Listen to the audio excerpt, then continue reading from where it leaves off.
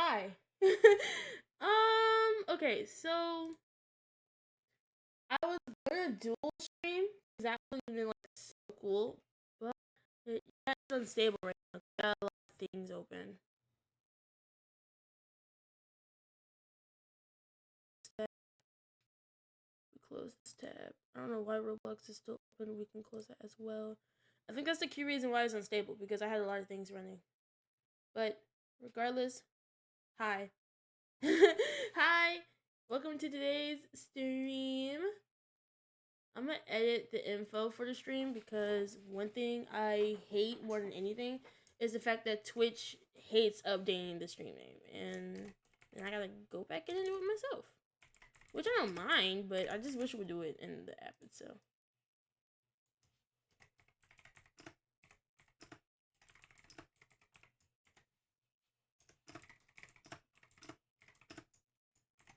I think I'm also gonna start changing the notification name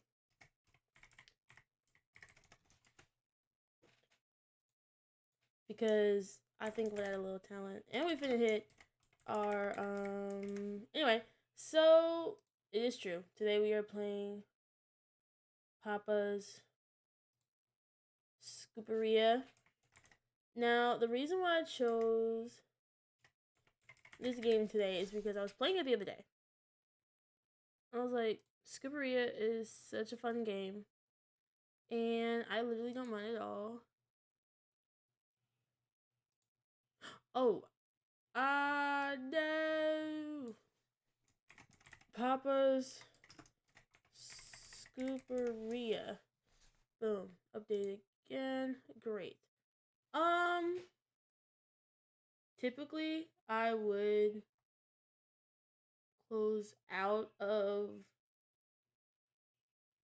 the tab, but today, unfortunately, I can't because that's what Papa's Freezeria is on. I'm gonna quickly watch an ad so we can make this just a little bit bigger. It's a really small ad. And then once I can full screen it, I'm gonna go back, adjust the screen while we wait, and then it'll be all good. But anyway, let's migrate to just chatting real quick.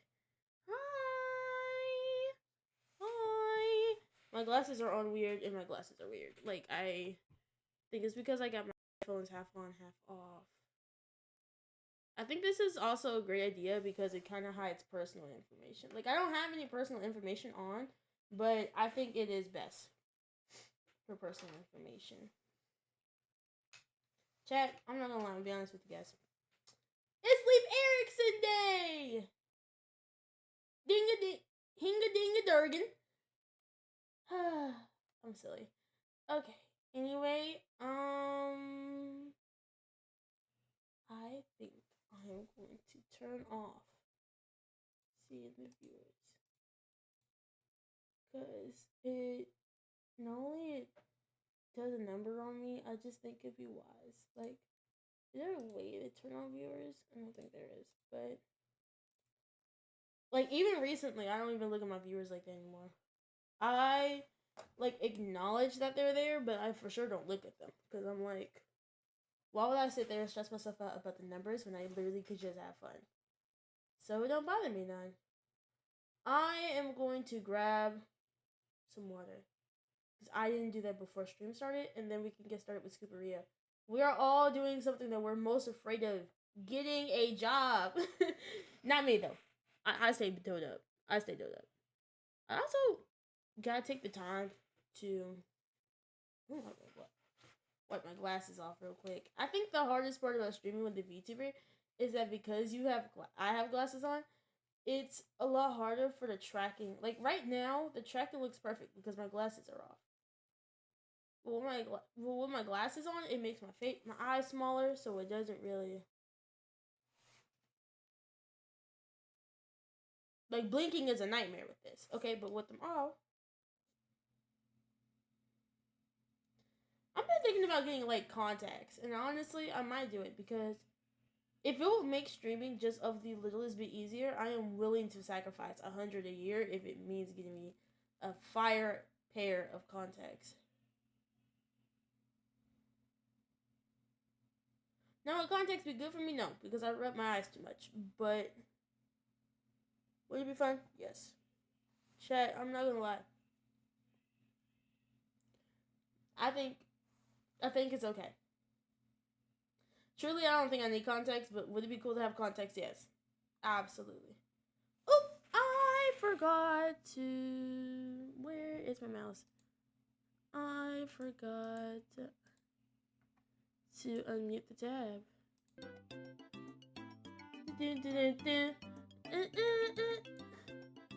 Well, of course I wouldn't have to watch another ad for it, but it don't matter.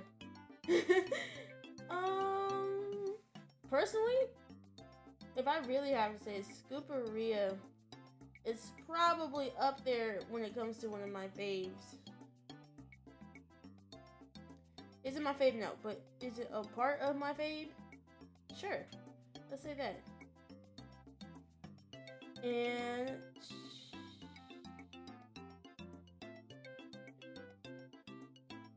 chat is back from ads, so we're gonna go ahead. Hi guys, we're gonna go ahead and just kick off today to high gear. Oh, I didn't even switch back to the gameplay. I'm deceased.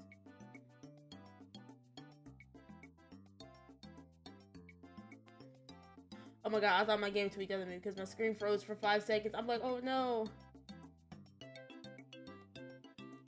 I'm not chat. Here. Yeah. It's gonna look a little wonky, but I'm just hoping. Let me see how it looks like with the game fully ready. Because it's saying one moment down here, so I think it's gonna be big enough. If not a little too big. Oh, it's the perfect size. Okay. You ain't gotta stress too much. Alright. We have $47. Let's see what we can buy from the shop. Nothing that can vitally help me. Although I can't get a coupon. So let's go ahead and get that. We got Hank. And toffee chunks? Toffee's kind of nasty to me, so personally, I don't mind. What day are we on? 4? Why do you look like that? Hey, buddy. Alright. You want the cookie? I forgot it's a cookie, too. So you gotta do the cookie and then the... Okay, dough. Let's get that chocolate. Roll it out. And dip it in the toffee. I'm also gonna go ahead and bake it and then get this order down. Oh, it's Janana. The banana split.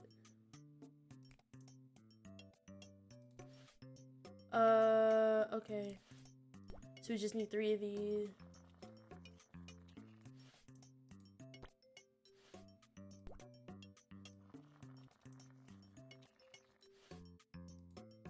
Alright, that's 2, and then this one would be 3. I need to check on this cookie. 2, 3. Okay, it's a really complicated recipe. I'm not gonna lie. Alright. We can go ahead and switch.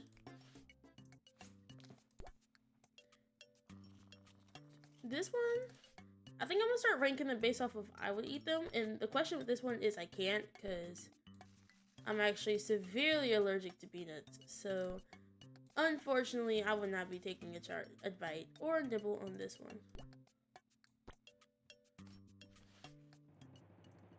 Hi, Hank. I didn't do my best on that one, but you know what? It's okay.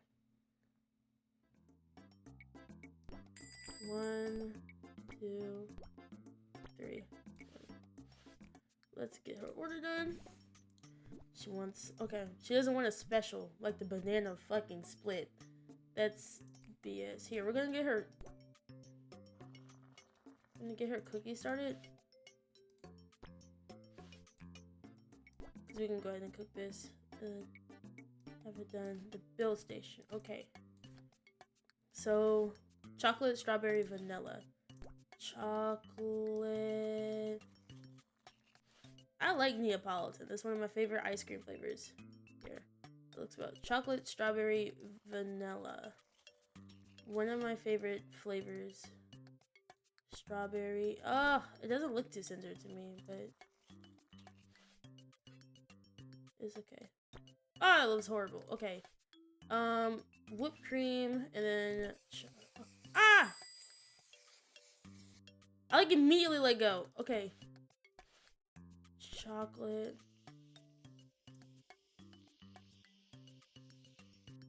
Hold on. Okay.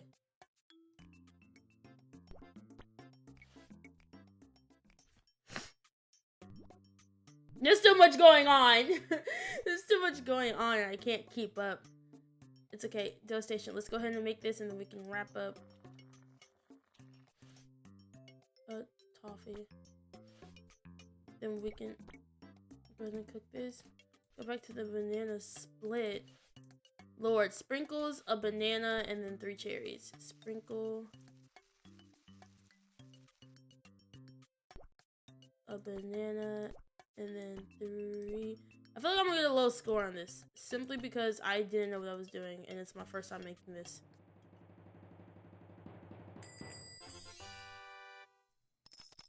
Oh, right. The banana split gives me extra points. Oh, I hate these complicated ass orders, bro. Because it makes it hard to remember. Lapete, you just go piss me off. We're gonna wait here. Because he's a closer, I think it's okay to just... Let's go ahead and build these other cookies. They've been waiting here longer than Lapete has been here, so... Whipped cream... Sprinkles... And then... I'm sorry, Joy. Okay. Let's go ahead and migrate this one here. We could have at least started Lapete's cookies, if anything. I think that's what we're gonna do. Let's start Lapete's cookies.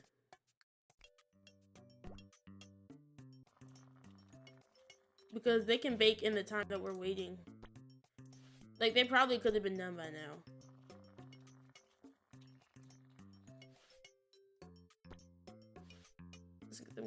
Because it takes 45 seconds for them to bake. But it wasn't going to take me that long to finish their cookies. So it was like... Great.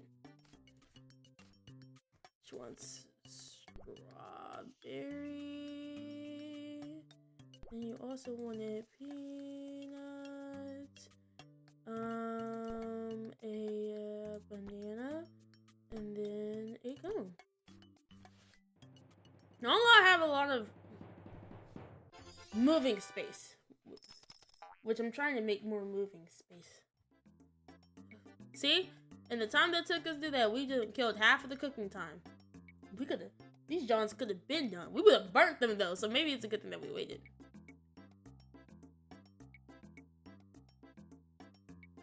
Okay. This one's done. This one's done. This one's done. Okay, chocolate. I feel like the specials need to still be listed on the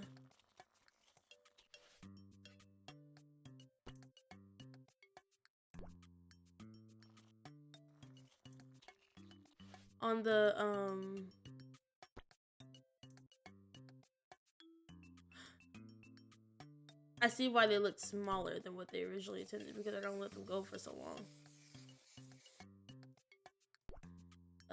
Nanner, and then a mint piece here, and a mint piece here. This is so excessive, but it's okay, Lapete. Yay! I did it! Scallion Street Nation. Or Station. Yeah, I didn't do my best today.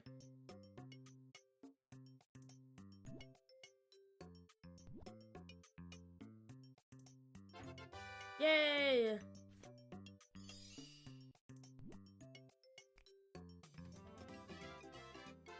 If it's a new game, ooh, we gotta play it because it's a new one. We haven't played this one yet. Find those objects: the guitar, telcos, and the cactus. Ooh. Okay. We gotta play this again. I like this type of stuff. Carrot.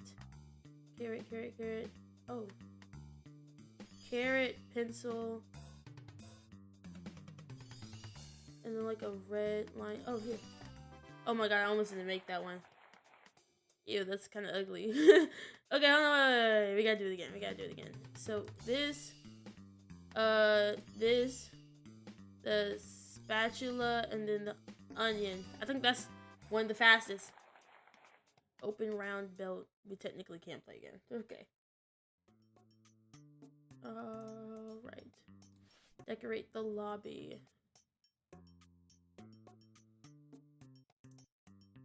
Okay, everything is still relatively fresh. Let's get some balloons out here. Still got the same.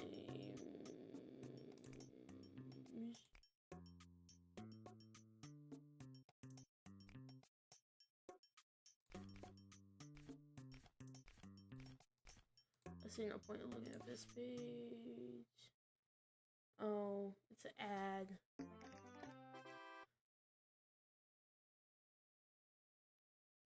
The dining room is not open. You need to hire a server to help take orders. Let's go with Coley. Hi, Coley. Oh, Penny. Hi, Penny. How purple blurple ice cream. What the? Oh, some of the OGs. I served them one day, didn't I?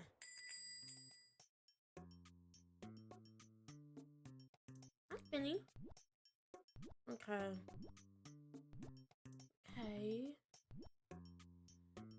I feel like a place like this, IRL, probably would be fire. Okay.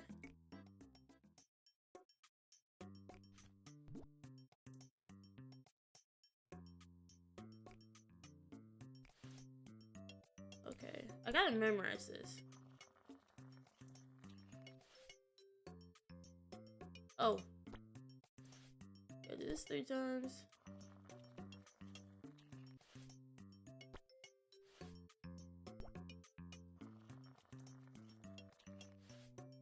I kinda didn't eat with that dough area, but it's okay.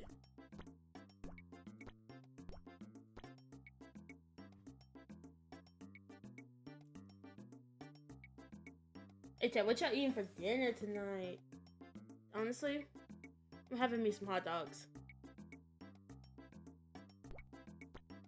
Which I always make the mistake of not eating before I stream.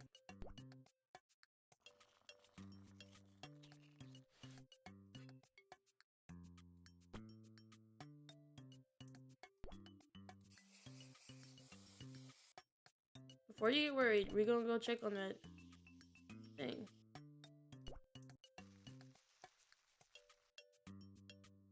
Before we even... Yeah, see, I knew it.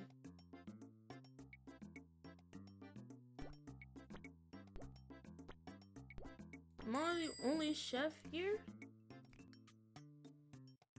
Wait, let's give old girl her thing, because her thing is ready.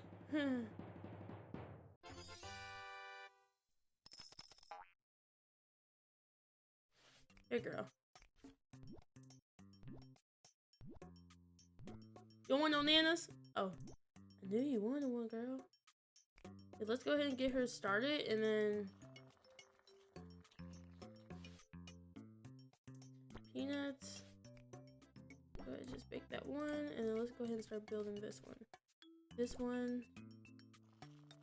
It's chocolate furs.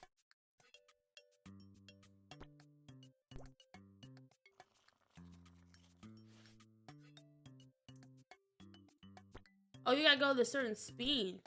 Hold on. That's what it is. Hi, bees. Beast Magnet 1 redeemed care package for 300.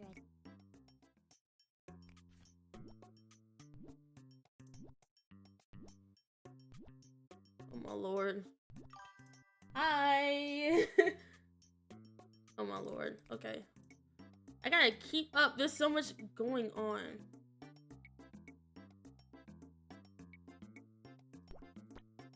Let me finish this banana split. It's so hard to remember the recipe to it.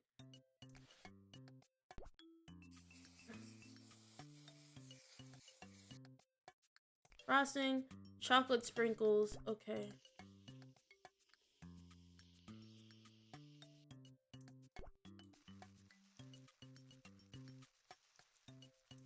Sprinkles, then a banana, and 3. 1, 2. How's work going for you, buddy? Because I know you're still at work. The wait wasn't ideal, but you know what? It's okay. I'm sorry. Oh, let's start on your cookies. It's vanilla with one with toffee. Oh my god. This is stressful.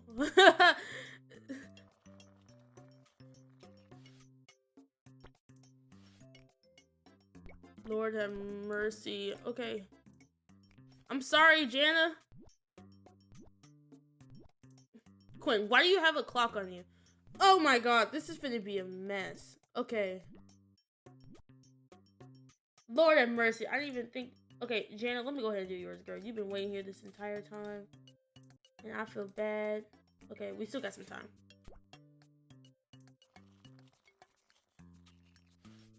That was almost the right size. Frosting.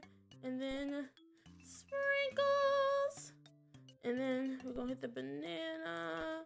Go ahead and do this. Okay, by the time we get done with this, the cookie should be done. I know the wait wasn't ideal. I'm sorry. Oh god, they're done. They're done. Yeah. Okay, let's go ahead and start on these. I know I'm kind of rushing it, but we have a customer out there that, you know. Hey, Beast, you know what? Doing all of this ice cream work kind of makes me want to have some ice cream. If you want to spare a sister some ice cream after work. It'd be like 11:45 when you get off, but it would never hurt to still get some.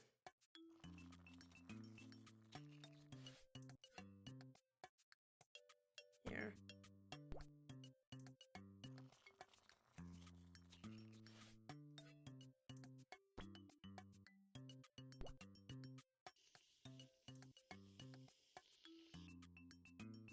Peanuts.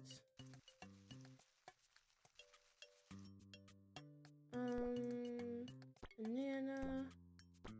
Cone. Y'all just kind of been here waiting. I know. I'm sorry, Ivy.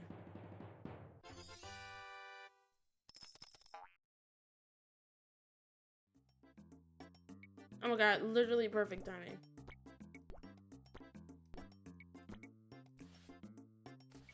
It's the only one here, so we can focus on this one.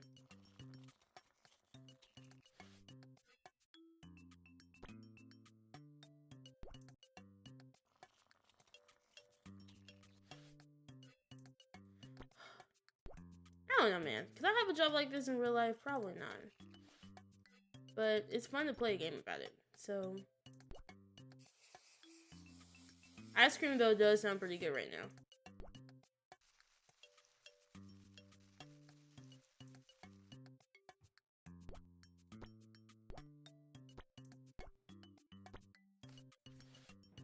Oh, she's pissed, bro.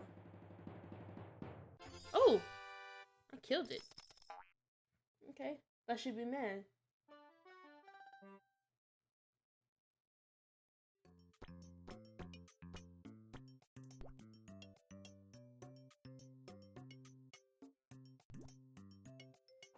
Whew, my tummy.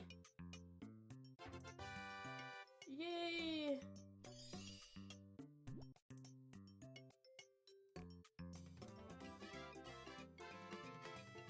Strikeout? We haven't played that one. Is it like baseball?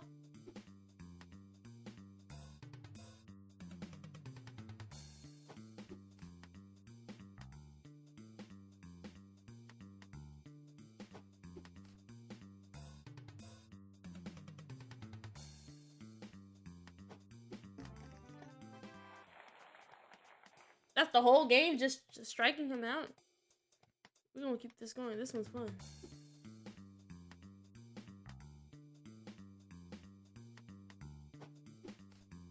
Okay.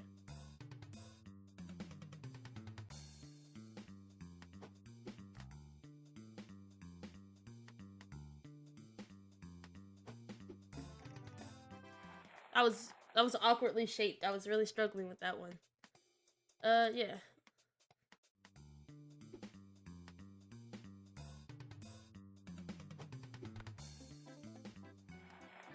Bruh. I think that's the first time I actually lost. Oh.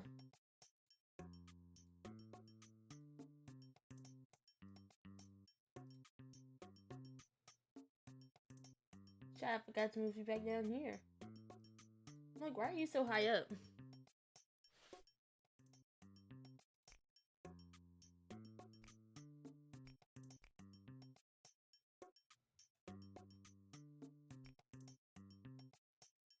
Did I get anything for the shop yet that can help me? Mega? Nothing. Nada. I want to get the first... I want to get the oven alarm. That's the only thing I really want. More than anything. It's another ad.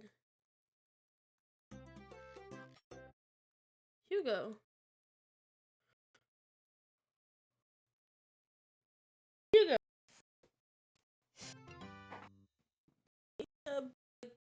Oh, new cookie flavor. We got flavors to add with the cookie, but we never got a new flavor cookie. Chat. Come on us. Where's the pause button? Look. Chat. I'm gonna go grab a snack real quick. BRB. BRB.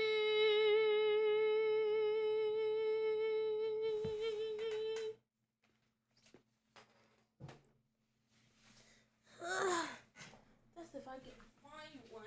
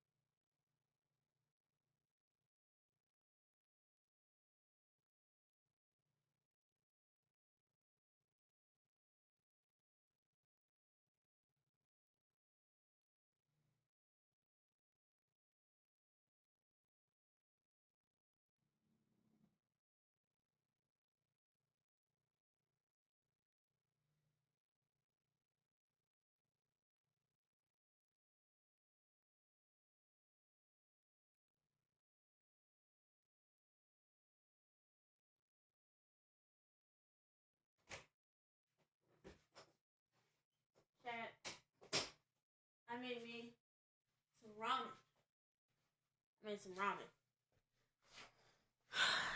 Well, made in the sense of I'm still waiting for it to cook, but it's made. I wonder how long I was gone for. Couldn't have been no more than 5, 6, maybe 7 minutes. Regardless.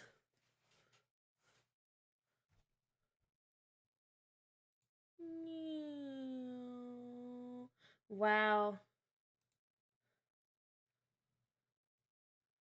Let's go ahead and get back to the episode. This is going to be either the worst shift ever or the best shift ever.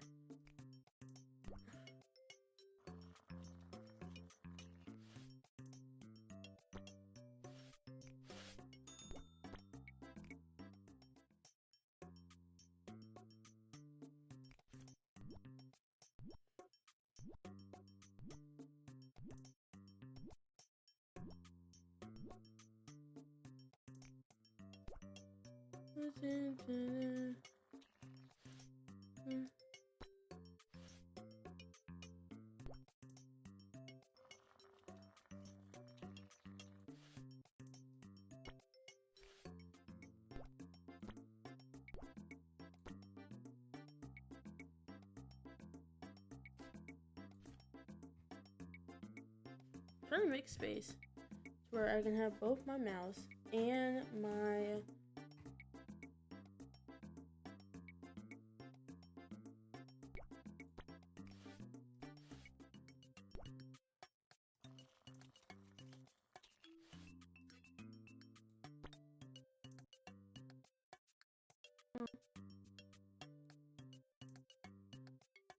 oh Lord. Oh Lord.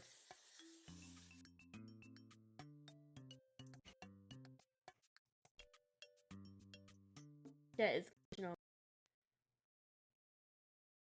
Yeah. Hold on. Exactly what we can do.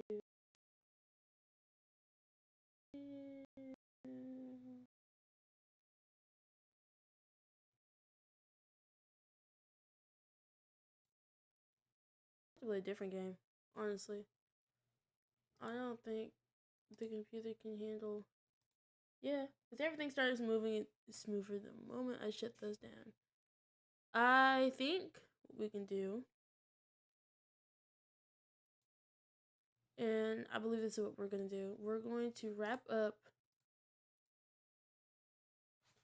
the rest of step 2 and indicate step 3 in our life.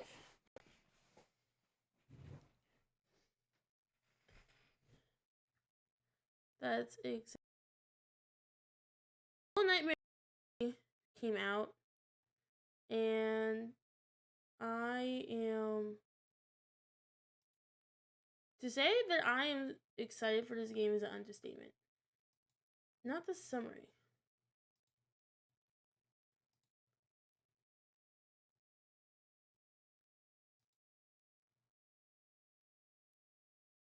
We're looking for. Okay, yeah.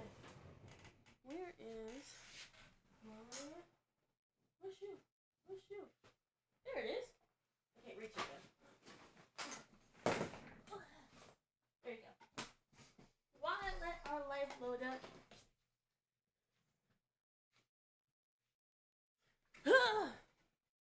I'm gonna boot some things up and then we can kind of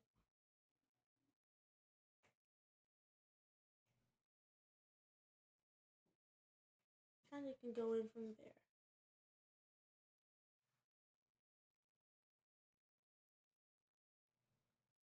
Jesus, I don't know. Really thought we could have played Scooperia too, which makes me kind of sad. Like, is that PC upgrade, bruh? I promise you, y'all, the moment I get my PC upgraded, I'm telling you right now, streams, prison. What the? Okay. You know what?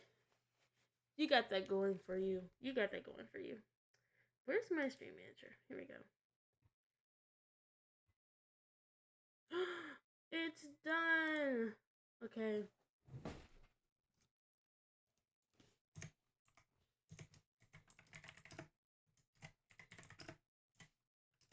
plus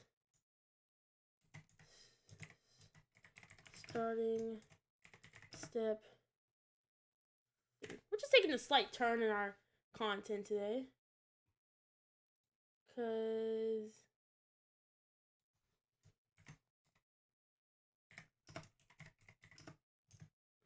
I'm gonna just put our life because TBH, I'm not even gonna type all that down again. That was a nuisance and a half, and every time I gotta type it in, it hurts. Yay. Okay. Now I'm going to load up the game, and then we're gonna get started playing that. But in the meantime, actually, that's why stream is going slow, bro. Monster Truck Simulator. I don't want to open Monster Truck Simulator. I don't want to play it. Why is it still loading from yesterday? I thought this game was already downloaded. Oh my god. That's why stream has been going slow. I didn't even think about the fact that Monster Truck Simulator could have been running. What? Oh, it's cute. Anything downloading at this very moment. Like, hi if you're joining us. Nothing is currently downloading. Then why was... Not even gonna sweat it. Let's just go ahead and get our life open so we can go ahead and play that. It just threw me off that it had a line on it, and I assumed I already had it downloaded, so my fault if I didn't know, but it's okay. We can go ahead and close this because we updated that, and then our life is gonna boot up, and then we're gonna make the switchy switch to our life, and then from there we'll be good to go. Key thing is that we're ending step 2. And then because we have 44 minutes, I think we could finish off the beginning. Well, we're only 44 minutes in, so we can continue step 3. We could probably do one thing out of step 3 and then just kind of leave it at that. But we're closer to the ending of step 2, so it's not like it's gonna be that bad, honestly. I feel like it'll be okay. Here we go. It already downloaded, or it's already up. So we'll just go ahead and make that whip to over here. Oh. Okay, look at it already being ready. Okay, just mini thing. Schemes or is this games? Which?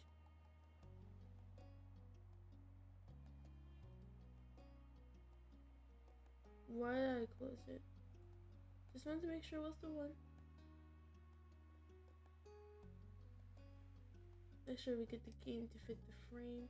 Oh wait, actually go back because I forgot when we play this game. We toggle this off, and I get a little bit more in the corner, a little bit tinier. That's it. I'm like, what's going on, bro? Okay. Oh, I was looking at the wrong one. This is the one from the other day, so we're gonna go ahead and play that one. Great. Whew. All right. We're gonna let this music run for a bit. I'm gonna go grab my ramen so it can cool off, and then we can continue our life, because why not?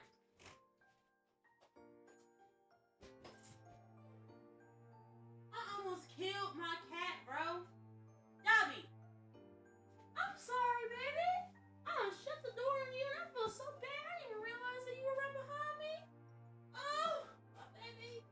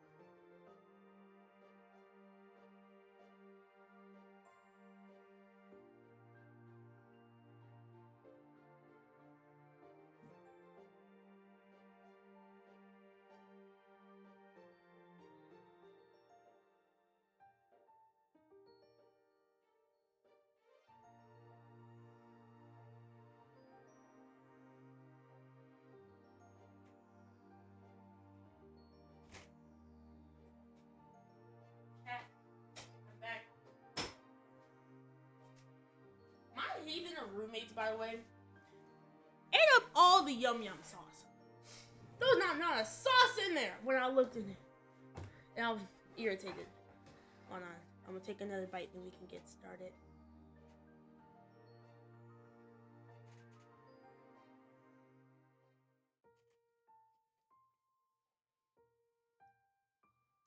I did try putting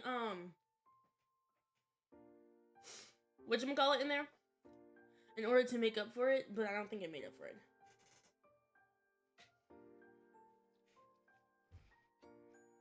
No matter. Let's go ahead and get started. Somehow you ended up at the old old park near the beach. You glanced over to Derek once more, still expecting him to say something any second now. However, nothing came from him. In fact, now you noticed a frown creeping on his face. Derek smiled when he realized you were watching. At least his mouth was turned up. There wasn't anything that really felt happy in the expression. He turned away and the smile fell off his face. His eyes stared intensely into the ground and you raised an eyebrow. If you want to talk about something, I'm here. I'm a little sad. It's just, with school starting back up again, it's going to be harder to visit. I'm going to have homework and clubs and practice and everything else. This sucks. It really sucks that we go to different schools. His face grew up and his fists were closed tightly together. This was really concerning him. What if we don't have time? I'm gonna channel some optimism. We'll make time.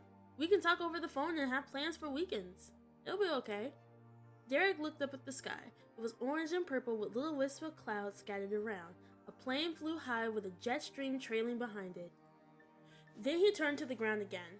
Derek's face was tilted far enough down that it was harder to read his expression.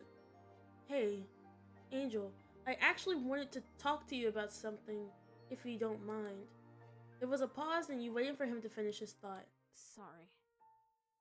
I just was kind of wondering, do you like guys at all? Like, would you ever want to be with someone who was a boy? Sorry if that's weird to ask. Oh, I forgot Derek confesses his feelings right here. I could be with a guy. Even though we kissed cold, we could be with a guy. Okay. Then, he hesitated before finishing his question. What I mean is, is there any guy you think is kind of cool that you like around here? Not at school or anything like that? He ducked his head further. You already knew the answer. You have confronted that very topic this afternoon. Oh, you poor thing. Oh. Would it hurt to also have a Derek route as we're actively trying to finish the Cove route? Because I feel bad at this point.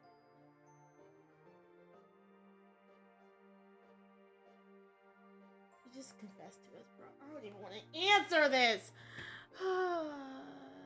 Yeah. Derek chuckled and didn't look surprised at all. Yeah, I kind of thought so. That's cool. I really hope things work out. Thank you for answering my random questions. He shot you a thumbs up. I hope we'll always be friends, no matter what. Even if we still don't see each other for a long time, or if we get really busy, I still hope. He cut himself off and met your eyes. There was something serious to him, sincerely worried that you'll fall out of friendship. I hope so. I want us to be friends forever. Derek smiled, mostly to himself. He seemed a little more like the usual. Then for sure, we'll have to make the most of the next year, and then the year after that, and then the year after that. He rambled on for a while about things. We'll just make the most of every year. Right. He smiled and felt like your friendship was still strong. You didn't spend much longer at the park after that. Derek didn't want to miss his dad, so you both made it back to your street. Derek found all kinds of fun things to talk about as you walk side by side back to your house. Then you plopped down on the curb outside of your house, hugging your arms around your legs. You can't get me this time. Mont! Do your thing! I did my own thing. I actually did it myself. I just like saying it because my mod is currently at work. My only mod is at work, and I don't know where my other mod is. I think he's also at work. So I'm gonna just say mods do it because who else could do it?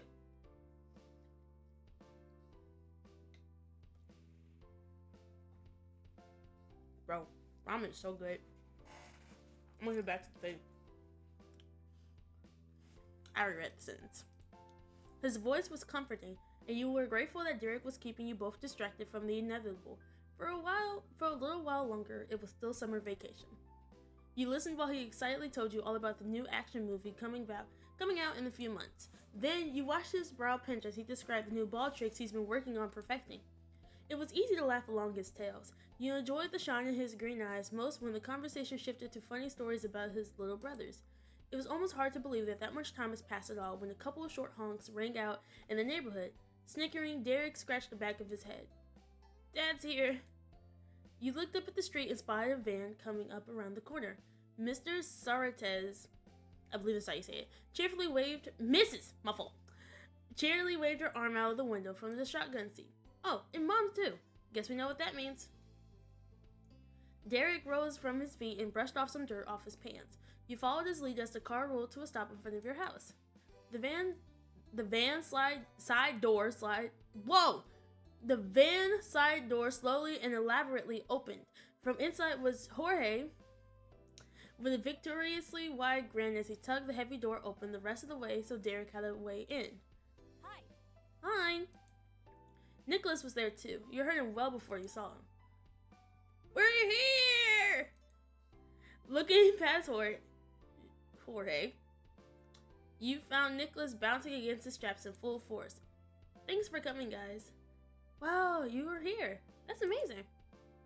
Holding on to the sides of the open door, Derek leaned into the car to give Nicholas a moment of one-on-one attention. You could hear the kids' giggles over anything else.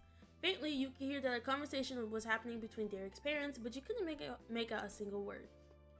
And before you could do anything with that thought, Derek glanced over his shoulder. He paused and held your gaze softly. Then Derek let go of the car to stand back in front of you one last time. "I gotta go." You know that. But bye. It was really cool hanging out today in the summer." Not even his usual cheery enthusiasm could keep his sadness away this time. His voice grew quiet and he scuffed his foot on the pavement. We had a good summer break, huh? "We had a good summer break, huh? But it had to end sometime. I wouldn't have wanted to spend it without you." Derek's gaze has been wondering, but now is fixed solely on you in awe. His whole demeanor brightened. "Really?" "Uh-huh. You can always make things better. I can't imagine a summer break without you now." "Me neither." High five. Raising your hand up high, Derek met your challenge. He leaped up and put his weight against the slab. You laughed and shook your hand from the sting. But the time has finally come, and Derek hopped into the cabin of the van. Jorge and Nicholas waved to you from their seats. The adults shouted their goodbyes next from the front. You laughed at their muffled voices, and Miss Soretes leaned out her window. Have a good one. "We realized you probably couldn't hear us. Mr. Soretes and I just wanted to say goodbye, Angel." "Yes, goodbye." Derek's dad leaned over his wife to give his farewells. "So glad. I'm so happy you got to see me. Bye-bye." "Us too. I hope you have a good first day back." And with a polite full nod, you gave one last wave goodbye. You missed your summer adventures with them already. "Take care, Angel." Then Derek closed the door for Jorge this time. He moved the massive door with much more ease. After that, the car moved further down the street before flipping around to drive up the hill out of the neighborhood. You remained rooted there to the curb and watched the Sartes family drive away. You were relieved when you got a chance to see the whole family again. But they were gone, and you were left to your own devices. Pivoting around, you made your way inside. Now that it was quiet, you yawned and decided it was a good time to settle in for the night. Stretching your arms over your head, you noticed that the living room and the phone happened to be free. I'm calling Lee, bruh. You picked up the receiver and quickly punched in the familiar number while going to take a seat on the couch. Soon enough, after explaining the situation to the housekeeper, Lee answered. "Hey!" "Hi, Lee. Can you talk? Definitely. We practically have to. Oh my gosh, do you believe it's almost time for school to start? What happened to our summer? School starts first thing tomorrow for me. Ew, and I thought next week was bad enough. Enjoy your last week. Oh, I will. I hope you survive your first day. Me too. I need a good year. Ditto. And at least summer was nice while it lasted, right? We were busy. Yeah. Finally, you thought about all the best memories you had made this summer. Lee was there for some, but there was still many you haven't filled her in on yet. I'm reminiscing. You've begun to speak about...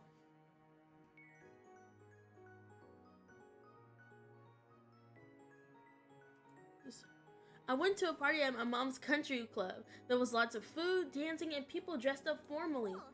Oh, I've been at one of those! They're so cool, but how did it go for you? Caleb was my date. No way! You asked him on a date? Like a date? Yeah? After laughing a bit, you dove into telling Lee everything about your night with Cove. You enjoy sharing that memory with her. I'm gonna mention... someone went to his house for dinner. One night, Cove's parents invited me over for dinner at their house for the first time. Mr. Holden made Mexican food. The meal was good. Mexican is yummy, so that's no surprise. What else happened? We played card games. Fun! And we bet with real money. No way! His parents are so cool. We're just gonna talk about her now. What was your big highlight of the summer, Lee? Ooh, ads are coming up soon. Talking to you is always the best part of my summer. Even though it was a phone call, you just knew that Lee was winking at you. Come on, tell me! Why, you don't believe me? Lee. Alright, so a high point for me was when I took that trip with my parents to Europe. That was amazing! You and Lee continued to go over your adventures until you were both yawning to each other over the phone.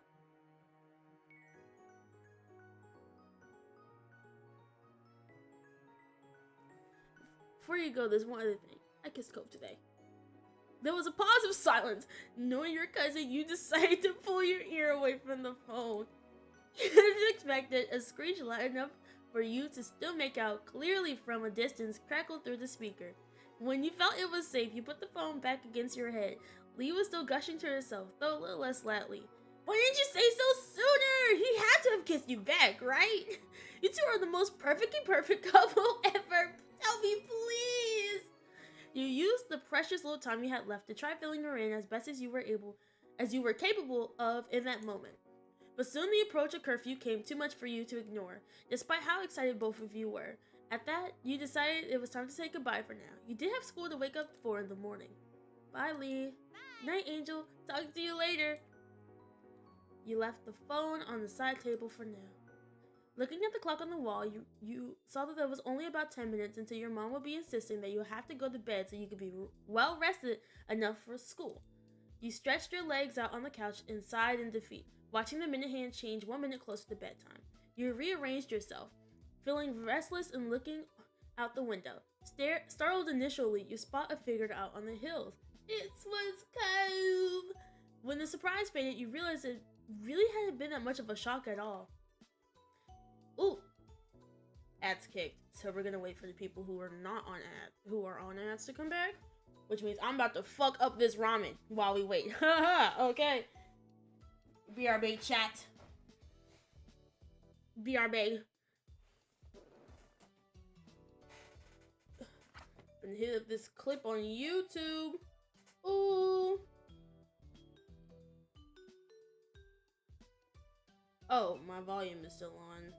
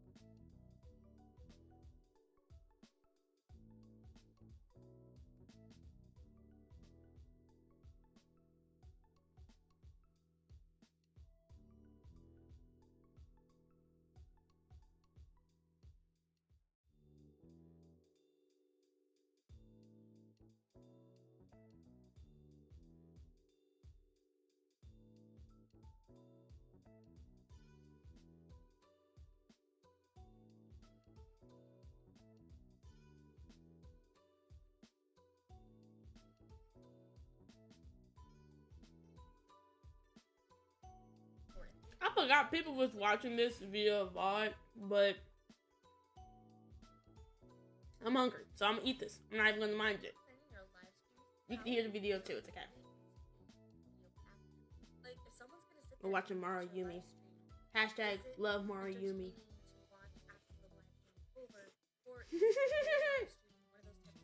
That's a silly hashtag, man. Bro, this would have hit with some eggs, though.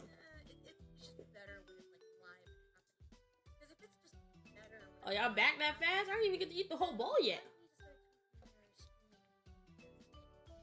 Oh my gosh.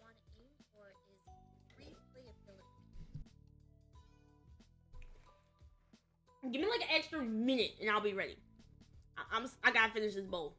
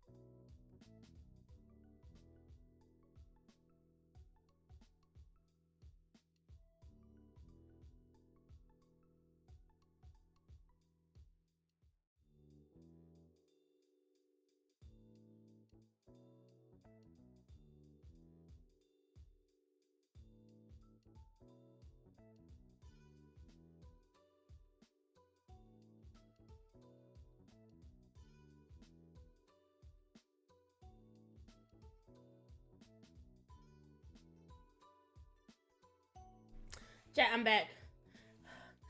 I said give me a minute and it took me 2. I'm deceased. Okay. Let's get back to finishing the step. Okay. When the surprise faded, you realized hadn't that been that much of a shock at all. It was something Cove would do. Running straight outside. Strolling casually, you went over to the front door. When you arrive, you notice how many fireflies were out that night. They drifted along lazily, barely minding your presence as you waded through to reach the top of the hill. Why not, chat? Ooh. Squeeze me!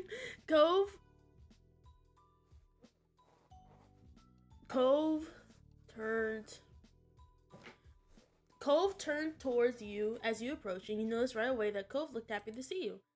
Hey! You have a bounce in your step. You weren't really sure how long you get before your mom's roped you back inside for bed. Hey, you're starting strong, out late on the very first school night of the year? Chuckling, Cove crossed his arms. Seriously, what are you doing here? Nothing really. He shrugged, seeming unhappy with his own answer. You stared at him, waiting for him to continue. Well, I guess I was feeling kind of weird about stuff, so I'm getting some fresh air before bed. I know how you feel. It's hard to stay still. Tomorrow's going to be the start of a new year. At the mention of school, a small noise escaped him. Cove let himself fall back onto his butt and then all the way down, so he was laying on his back. He looked up at the sky. I'm sitting on his chest, boy. He had made himself a pretty available seat with the way he was laid out. You plopped yourself square in the middle of his torso. That's funny. Oof. Angel! He jolted up in surprise, though couldn't get far with you on top of him. He plopped right back into the grass. With a huff, he just gave up on being shocked. Fine. You snickered in a self-satisfied way. He had been lost in thought, or it was possible waiting for you to situate yourself, but he started speaking unprompted again. I'm sorry. I'm sorry for being kind of awkward when my mom was leaving. Surprised, you stared at him for a moment. You weren't expecting that. I just wanted you to know that I talked to my dad about how I felt and things. It's okay now. You were genuinely glad to hear that, and it brought a small smile to your face, but your thoughts quickly wandered back to the day you first met Mr. Holton. Did his dad confess about that? From the way Cove talked, you guess he hadn't. So there was more Cove and his dad should talk about, but it was a relief to know that they made a start. Now was not a good time to bring up what you were thinking, though. You could wait longer to say it. It was almost unbelievable just how much of an impact he made on your life just by moving in next door. You couldn't even imagine what your days would have looked like in a world where you haven't met him. Cove glanced back at you, waiting for a response, and you had no idea what to say. Cove just stared at you unblinkingly. What? It's you. Huh? He snickered before answering. He looked thoroughly amused with your reaction. That's what you do all the time. So, I'm being you, hater. You do that all the time, so do you, Cove. You were stunned he noticed enough to take no, I don't do it that much. Not being able to argue with his assessment, you accepted it. You felt bashful about his joke. Feeling self-conscious, you glanced at the ground and felt a blush burn across your face. When you dared look back, you saw that Cove was smiling apologetically. He wasn't trying to be mean with it. Honestly, there wasn't many people you could think of who could tease you about something like that. Returning his smile, you realized that there was no denying that you two had been around each other for a long time. Cove broke the quiet before it could fully settle. See you tomorrow. Hey, I'll see you tomorrow. Yeah, see you then. With the final wave, Cove headed home, but you stayed there a few minutes longer. Your mind kept going back to a simple statement, see you tomorrow. No matter how much was changing around you, there were some things in your life that always remained true. The hills felt warm to you that night. Before you knew it, you were getting comfortable under the covers in your room. Your mind couldn't help but still be buzzing with thoughts about the future. It was really hard to not think about Cove. There hadn't been much time to really figure it out after what had happened between you. You felt excited, nervous, unsure. There isn't a nerve-sided, I'm gonna say excited. There was little doubt in your mind that things would be moving forward, and you couldn't wait to find out what changes were happening for you on the horizon. Slowly, your eyes grew heavy as you drifted off to sleep, your mind spinning with wishful thoughts. No matter what would happen next, you could only hope that you could make the most of it. You were ensnared in the dream when the noise from outside world jostled you. I snapped my eyes open immediately. The light clatter continued. Now that you were more alert, you could distinguish it as a tapping sound. Quiet, slow, but persistent. Each beat was like being poked. You couldn't ignore it. You lifted your head from the pillow and looked for the source. Not much work was needed to puzzle it out. It was from the window. With that, you knew exactly what it was. From the color of the light filtering into your room, it was too early for anyone to be awake, including the sun. It had barely hauled itself over the horizon. But that didn't stop some people, it seemed. You sat up in bed and opened the window wide. Cool air, not yet warmed by the day, tickled your face as it pushed into your room. And just as you expected, there was your neighbor crouching on your windowsill. He was fully dressed, though not for school. He was wearing a wetsuit and a shy smile. Hi, Angel. It's a gallery photo. You stared back, blinking. So technically, we wouldn't be back at school for a few more hours. His voice was delicate yet deliberate, each word a careful explanation. Classes haven't actually started yet, so do you want to hit the beach with me one more time this summer? Cove, you're so cute. His smile widened affectionately. You rushed to get changed into something suitable while Cove climbed back down to ground level. Your limbs, still half asleep, struggled somewhat as you attempted to coordinate them into a swimsuit, but you got there in the end. Soon you were tiptoeing out your front door, clutching a towel. Cove was already there to greet you. Your eyes met. Cove's gaze darted to your destination and back to you. You checked the door was closed, gave him a thumbs up, and the two of you leapt into action. Wordlessly, you begin to run down the familiar path ahead, Cove beside you. The thrill of your outing made you want to laugh. Not that you dared. If anyone in your family looked out and saw you, then your summer would be back to being over. One glance at Cove told you that he was exactly the same, holding back snickers in fear of being hurt and caught. The towel streamed out from under your arm like a cape. You were running so fast downhill that simply keeping your balance and not tumbling down was a real threat. It just wasn't enough for one to make you slower your pace. For every step you took, the beach was a little closer and the day a little brighter. But late ahead of you would arrive, and you were happy to meet it. My babies! The in-between. Okay, great. So this is how we look like. Now that we are 18.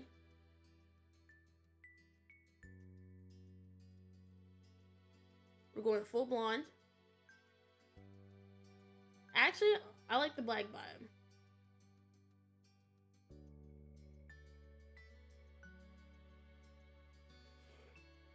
I think we're gonna have a pronoun change too, would be pretty cool.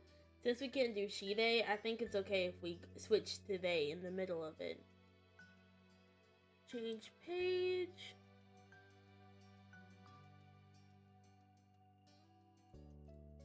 Get this thing. No glasses. Medium.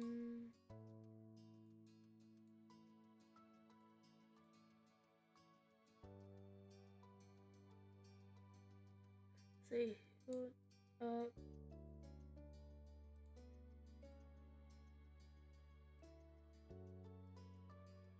Perfect on my arm.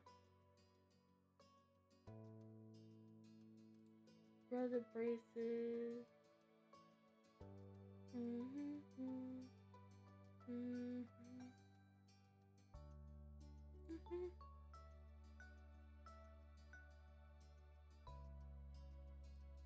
Oh, that's so cool. So,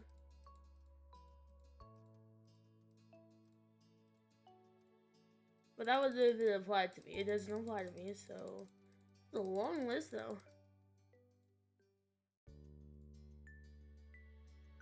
No color. Or man having a nose ring, bro. Just a little dot. I think that's everything.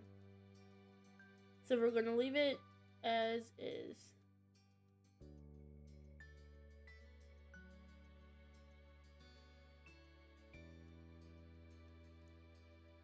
Direct crush.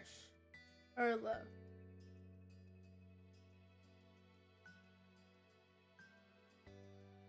Both. Oh my god, look at him! Ah, we're 18 now. That's so weird to think about. I hated this hair. I think I picked this hair. I can't see him with glasses with him being older.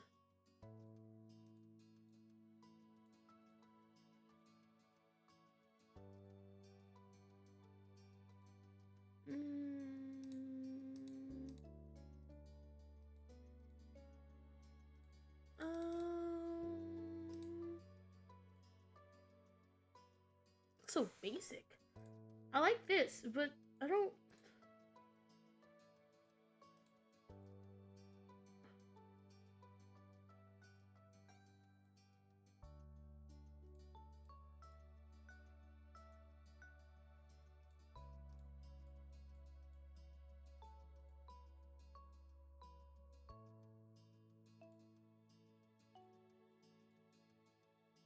Okay.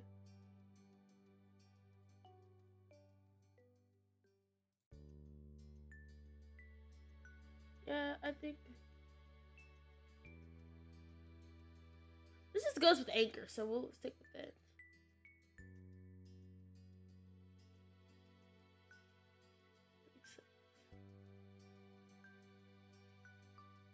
Okay. Tutorial time!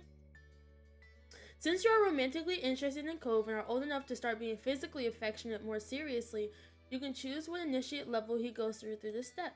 Make sure the player experiences what they want is most important in our life, but always putting your choice first can potentially make a relationship feel one-sided.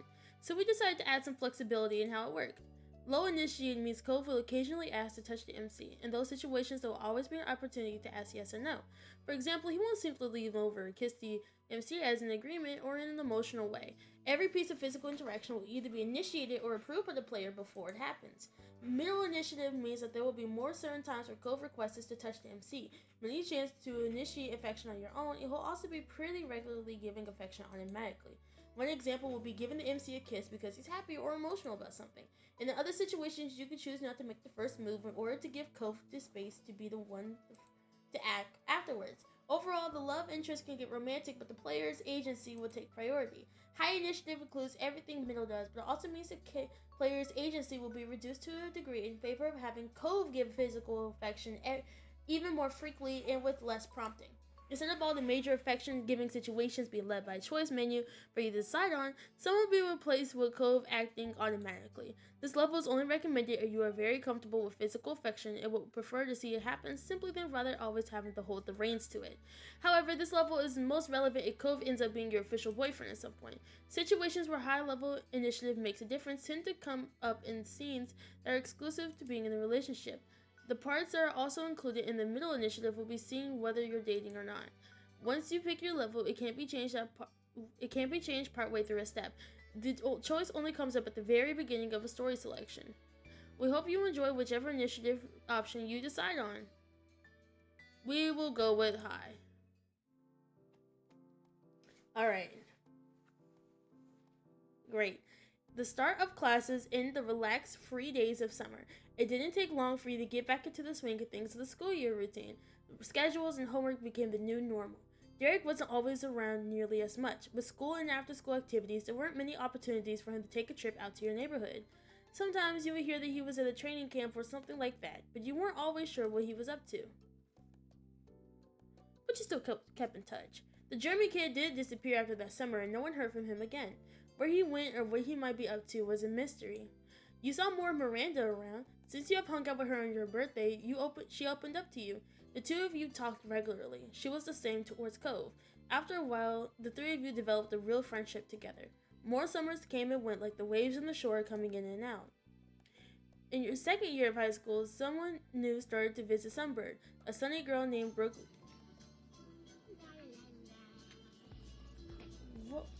Whoa! What? Okay. She was a friend Cove made with due to them both being ocean obsessed. Terry was more than glad to befriend you too. Someone close to Cove had to be good company, she felt. You were pleased to get along with her as well. Funnily enough, Terry was also extremely tight with Miranda, who she had known even longer than Cove. The four of you was able to create a small friend circle. You opened up to those you already knew about yourself and your identity. Family and friends accepted you with ease, and you were happily called they/them by everyone from then on. As for your home life, the Potters also have developments. Changing laws of public prediction countrywide made it possible for your moms to openly wear their wedding rings without questions. Although they had a wedding years ago, it was only recently that the union was officially recognized everywhere in the U.S. That was a good day, to say the least. Elizabeth came into her own and stopped being quite as irritable? I don't know how to read that. She no longer worried about perceived childishness as she grew up for real. She didn't even mind being called Lizzie again, though most people use Liz. She eventually graduated high school and moved out to attend college in another state. It was a lot for you to adjust to your older sister being gone. Liz never let you forget her role in your life, though, and kept in touch. Cole's relationships with his parents improved over the years. Kiara visited several times after that summer, and things became easier for them too. He was also closer with his dad than ever before. You knew that they talked more and that helped prevent a lot of friction before it could even start. And Cove only continued to open up to his parents and the rest of the world. He was so bright, he shone. He would willingly join conversation, make jokes, and put in an effort not to use overly blunt phrasing. Cove remained interested in everything across the spectrum. He loved to learn and stay inside, but he also loved to get outside and participate in more physical activities. He was multi-talented. Things have shifted between you and Cole, but in a way that most couldn't see. After all this time, he wasn't just your neighbor. He wasn't only your friend, or even a guy you were interested in. You were in love with him. You loved Cove. You knew that for certain. There was no one else you could help these feelings for. It was strange to look back on it all. The future faded into your present, and then it was simply the past. Even though the most fundamental parts of your life couldn't last forever, you felt like the most pointed the day that you inevitably graduated high school. It was over, and you would not be going back ever again. From now on, what came next was your choice. You would be directing your own life. Oh, bars! Bars. There was that where you was currently. The summer after school has ended. The first summer of true freedom. What used to be a reparative for the typical was now going to be your first step into adulthood. Whew. Awusa had to breathe after that one. One fine summer morning, you took in what had to be a very special scene, the whole family having a meal together. Oh, hi Liz! Your big sis Liz still hasn't lived home full-time for a couple years, but she arrived last week to spend the season here since it was an off semester for her. She wanted to make sure she was in town because you had now also graduated high school, so who knew how much rarer these moments would become in the future. You watched as Liz laughed good-naturedly over a comment Mom made. Her Elizabeth-only mindset has now been effaced. Nearly any nickname is welcome at this point in her life. Strangely, though she had moved away, you've naturally felt closer to her than you had in a long time. Oh my gosh! You idly scooped up some more of your breakfast and chewed absently. Girl, I'm eating whatever. I'm not no vegetarian, no vegan, no pescatarian, or a polartarian, or an extraterrestrial. No, I eat whatever, girl.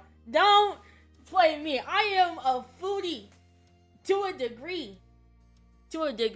I ate whatever. And the meal you had reflected that. It included just about everything your moms had made, even though you've often made your own food nowadays. Well, listen around though, your parents have made even more options than usual. Your sister had been vegan for a while, or vegetarian, and they wanted to make sure she had choices too. Conversations have gone about idly without you taking in the worst, until your ears were peeped when Ma started on a bit of town gossip. And so that's why I heard the news. Alright, now stop burying the lead and tell us, what's this so-called news? Ma giggled as she cast a look across the table, satisfied that she had everyone's attention.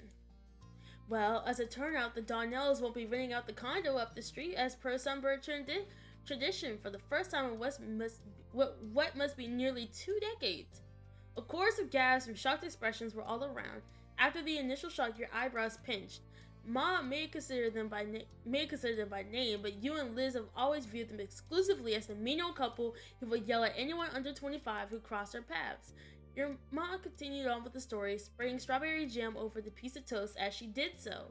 They decided not to take big trips anymore. Friends and family will be visiting them at their home. That's nice for them, then. Have a good summer, mean grandparents with no grandkids. Stay away from us.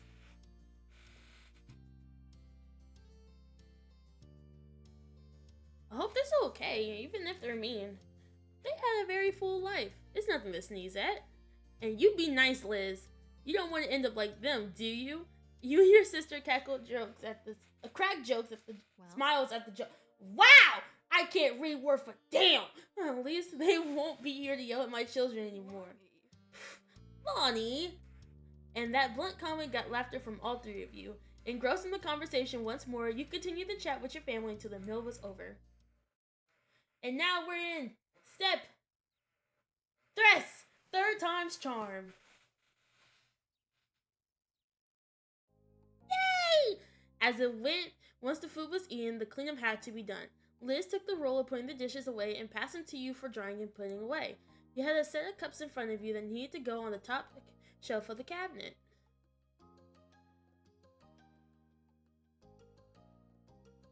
I'm sure, girl.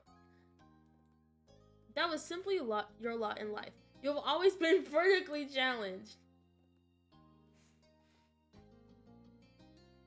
I didn't think, I'll book a girl a little more. That was a struggle for you because you remember how you used to feel so content about it when you were younger. Liz shook you out of your internal musing by starting up an improv conversation. She seems to be voicing the thoughts that have been buzzing around in her own head. I have to say, going back for another semester this fall is pretty intimidating. You'd think after the first year or two I had a handle on things, but no. You stole a glance at her, still placing cups in the proper place. I guess it's only fair. My first round was pretty generic classes, and year 1 of my architecture major was the basis. Now it feels serious. I actually have to know some things. The laugh she gave was flippantly airy, but the way she scrubbed at the place felt more forced than necessary. I think it's cool that you want to be an architect.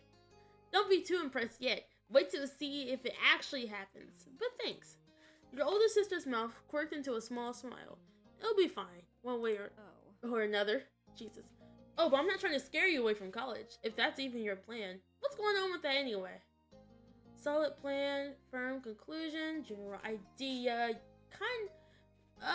no idea. You haven't even let yourself think about it. It is a huge decision. Switching from, like, high school to whatever you chose. A firm conclusion recently.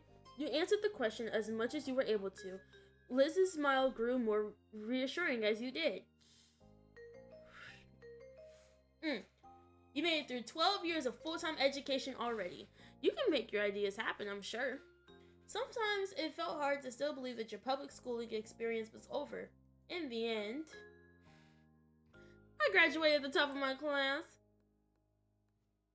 And I'm just great to get out of there. It had been a familiar and fulfilling part of your life, but you were ready to move on. Liz picked up on the silence her question ended up creating. She decided it was time to make a closing statement on the topic. You're a good kid. You're a good kid, Angel. Do what's best for you, and we'll be here to back it up. Thanks. You're a good big sister. At that, Liz happily passed the final dish your way. She waved a soapy-soaked hand as a farewell and moved on to her next task on the cleanup job. You were focused on getting the last pieces put back to where they belonged. Dot! Dot! Dot! You eventually moved away to a new chore, but that was interrupted by the sound of your cell phone. I'm using a silly novelty song. You casually picked it up from the table where you had placed it earlier. The phone was a couple years old at this point, having been a 16th birthday gift from your parents. They decided which model to get, but you got to pick the color. It was... it's rose gold! I love a rose gold phone. Actually, I lied. It's just pink. Wait, I lied. I double lied. It's rose gold. It had a charm attached, which was... Ooh, the dolphin one. You were pleased when you finally had a prominent place to use it. The screen lit up as you gave the little device a swipe with one finger. You were informed by the caller ID that it was Lee. You weren't surprised. Despite having busier and busier lives and not living in the same town, you still had a good relationship with your cousin of the same age. Especially once the miracle of you both having your own phones actually happened. She got hers first, though. Tapping at the accept button, you answered her call. A familiar, bubbly voice came through right after. Hi. Hey, Angel. Sup? I trust I'm not interrupting anything major. Only some cleaning around the house. Oh, then you're welcome for my call. A distraction from that must have been desperately needed. Yes, thank you, my dear cousin. Yes, I love doing chores. I like cleaning. Yes, thank you, my dear cousin. My pleasure. It is my pleasure. She giggled, and you could hear the jingling of the jewelry she must be wearing. Nothing amazing happening for me either. I'm bored and felt like chatting. My morning shift ended, so I'm free for the rest of the day. Woo! That's good. Nah, girl, I'm working at a job. I'm not finna be broke. Like you, Leah started dipping her toes into the workforce as of late. It made keeping in touch frequently more complicated, but you both managed. What about you? It's been pretty normal. Cool. That's you then. So, how Mr. Cove holding? There was a teasing bent to her tone. She was never willing to let what happened go on between you. But that name was incredibly familiar to your ears. Cove, your next door neighbor for the your next door neighbor for the past decade at this point. But he was far more than just someone who lived in the same street. You vividly remember the summer you expressed feelings for each other as little 13-year-olds. Started dating years ago.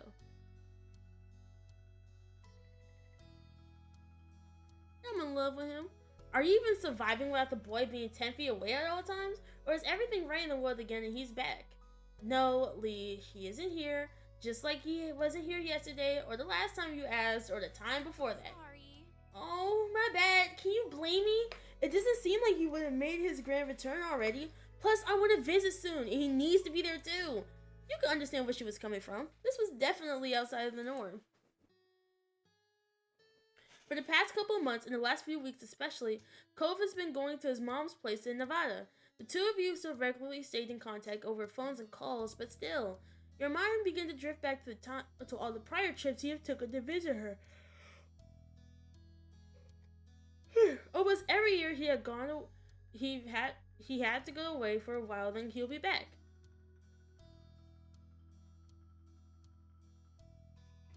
Yeah, man, it was just shitty. Some letters every time he was away. Mom hopes to care packages, special charges to take with him. It felt though his time was standing still during those days. Your life only moved forward when you saw his face in person again. He sent you letters, which made things a bit better. That's how it was in the past, but lately he's been trying to see her as much as he could before taking long trips to another state. It had become too practical to do. His part-time job could become full-time soon, or he could be moving somewhere else for school. Cove hasn't actually made it clear what his plans were after graduation. Cove was hesitant to speak on that, even with you. It couldn't have been avoided forever though, you both knew that. Well, maybe we should switch this up to a non-Cove related topic. That works. The rest of the conversation rolled on. Not much longer though, Lee had to go, and you needed to finish your responsibilities around the house. The both of you exchanged goodbyes, and then you went back to what you've been working on before the call came. As you wrapped up the last of your chores, you were approached by Lee wearing a cheeky smile. I got Mom's keys. Want to get out of this tiny town and do some shopping in a real city? Yeah, it's been way too long since I've gotten to go anywhere exciting. Good. I'm driving.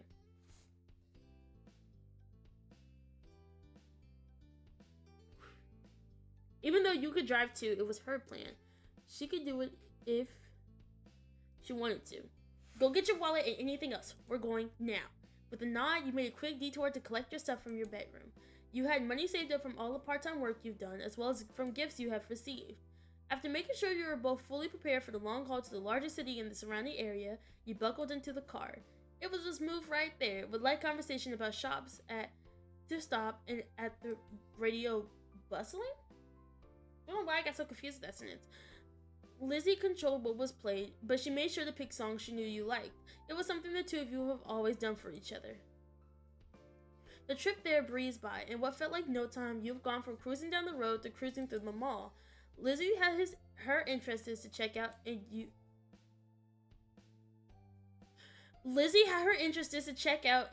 yours. That was a confusing statement. I've gotten into new things, like I enjoy music. I listen to a lot of it, and I like to read manga, and I like playing video games, and I like spending time on art, creating digitally, and I wrote things. When turning the corner down a new length of the mall, your eyes caught on to a little gift store. Your friends and family have recently given you many presents for graduating high school.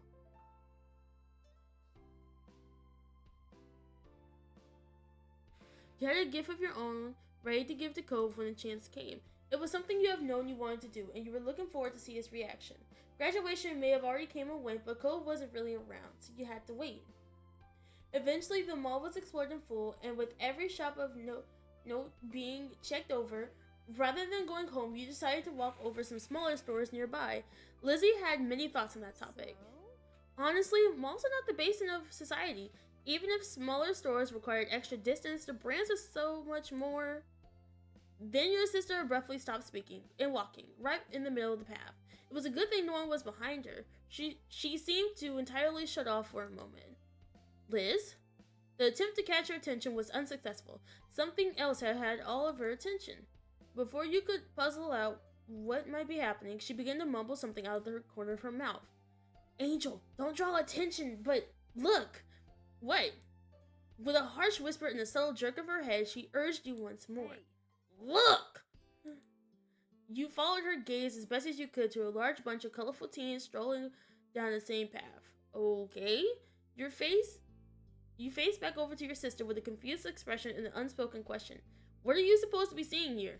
Angel, doesn't one of them seem familiar? She was practically bouncing at this point, so you looked over the group again, and this time you saw what she was seeing. Oh my god, it's Shiloh! Amongst the collection of strangers was brown hair, gray eyes, and lots of freckles. That's Shiloh! Our Shiloh! From when we were kids! Yep, that's definitely him. I can't believe it. He's honestly just there. That's hilarious. That's incredible. Oh, but how do we talk to him? We have to pull him away from all those other people, and what if I'm wrong? Your mouth opened to reply, but she cut it off with her own answer to the question. I got it. I shot the name Shiloh, and then we can act as if it wasn't us. If he responds to that, we'll know it's him without a doubt. Angel, keep an eye out for see if he looks. Can we just talk to him? Isn't that easier? Why do I have to be the one that watches? Like, without even hearing what you just said, Liz went into action. Shiloh!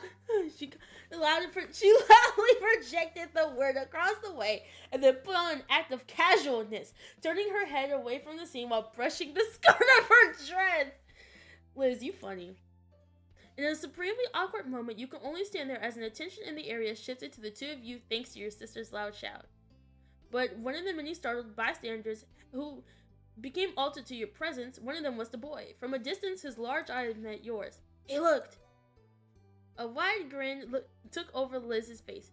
She pushed to the rim of her sun hat and away from her face while swishing back around to greet her old friend directly. Shiloh! Waving, she stepped a bit closer to express her attention to me without really closing the gap. She wanted him to come to her. Who you presumed to be Shiloh looked surprised at the call-out. He shot a quick glance at the crowd that he was with and hesitantly glanced back your way. He was trying to double-check something. Liz remained steadfast with her gaze trained on him, and ultimately he broke away from the rest of them. After a light foot jog across the brick, the young man pleasantly presented himself in front of you and Liz. Hi, I like your hat. Just as that simple greeting had Liz giggling. Hey, hello. I'm not sure if you remember this, but I'm Lizzie, and that's Angel. We were all friends when we were little kids. His already wide eyes grew wider, their gaze darting between you and Liz. His previously chipper demeanor faded into something delicate. I'm sorry, but I think you have the wrong person. You could... Oh, maybe it's not Shiloh? You could tell not being instantly recognized was going to make this exchange a bit more of a challenge. Still, Liz was undeterred. It was a long time ago. You were really young. I get why you feel like that. However, I'm positive I'm right. You're the exact same. That face, the freckles, how generally you're trying to phrase things. You're even still wearing a hat. Instinctively, he looked at his head with creased brows, not making the connection of why the hat meant anything to her. We knew each other, okay? An uneasy smile settled on him as silence followed Liz's speech.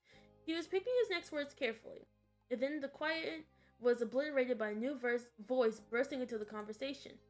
Shiloh, what are you doing? The rest of the group has already left. A field trip is not a vacation. We're on a schedule. Startled, you head snapped towards the path. A distantly unhappy... Oh, it's that one guy! Him! Bodies, him, her, bodies. Sorry. But it's that one guy! I don't know his name! But I know with the magenta eyes, the dark brown skin, and the sharp jaw. I know who we're talking about. I just don't know his name. Oh my god, that irks me. The fact I can't remember his name. He carried a loud cloud of authority with him, despite he wasn't looking even 18 yet. Sorry, I didn't mean to ditch. Shiloh, whose name was now officially confirmed, gestured with a hand to add to the explanation of his absence as the stranger watched him patiently. The thought they recognized me as someone they knew. Franklin Smith, I think? Not Franklin Smith! Who's Franklin Smith? Hold on. I'm not thinking about Franklin Smith. I'm thinking of... I forgot his name! Franklin Smith from... Noble?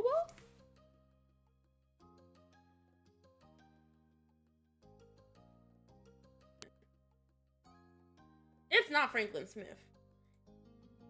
Key word that he had snow fall. Okay, but I don't even think it's him either. Also, he has brown hair. He has like black hair. He doesn't have whatever. Point is, we're not thinking of the same character. Here, hold on.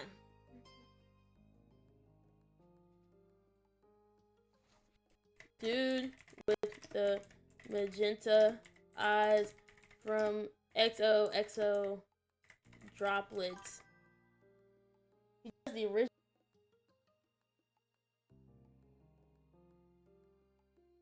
The sound reference I did. That was him. No, but I was talking about what's his name? Oh my god, I'm finna get mad. I'm about to figure it out. Hold on. It's not Everest. Everest? No, that's Shiloh. No. Well, I feel like his name is no. It's not. It's not Everest, Shiloh, or Jeremy. His name. It's not Prawn, is it? No. Oh, he's Nate. Yeah, it's Nate. Nate Lawson. Hold on. Nate Lawson. XOXO droplets. Look. It's Nate. Hold on, chat. You finna get.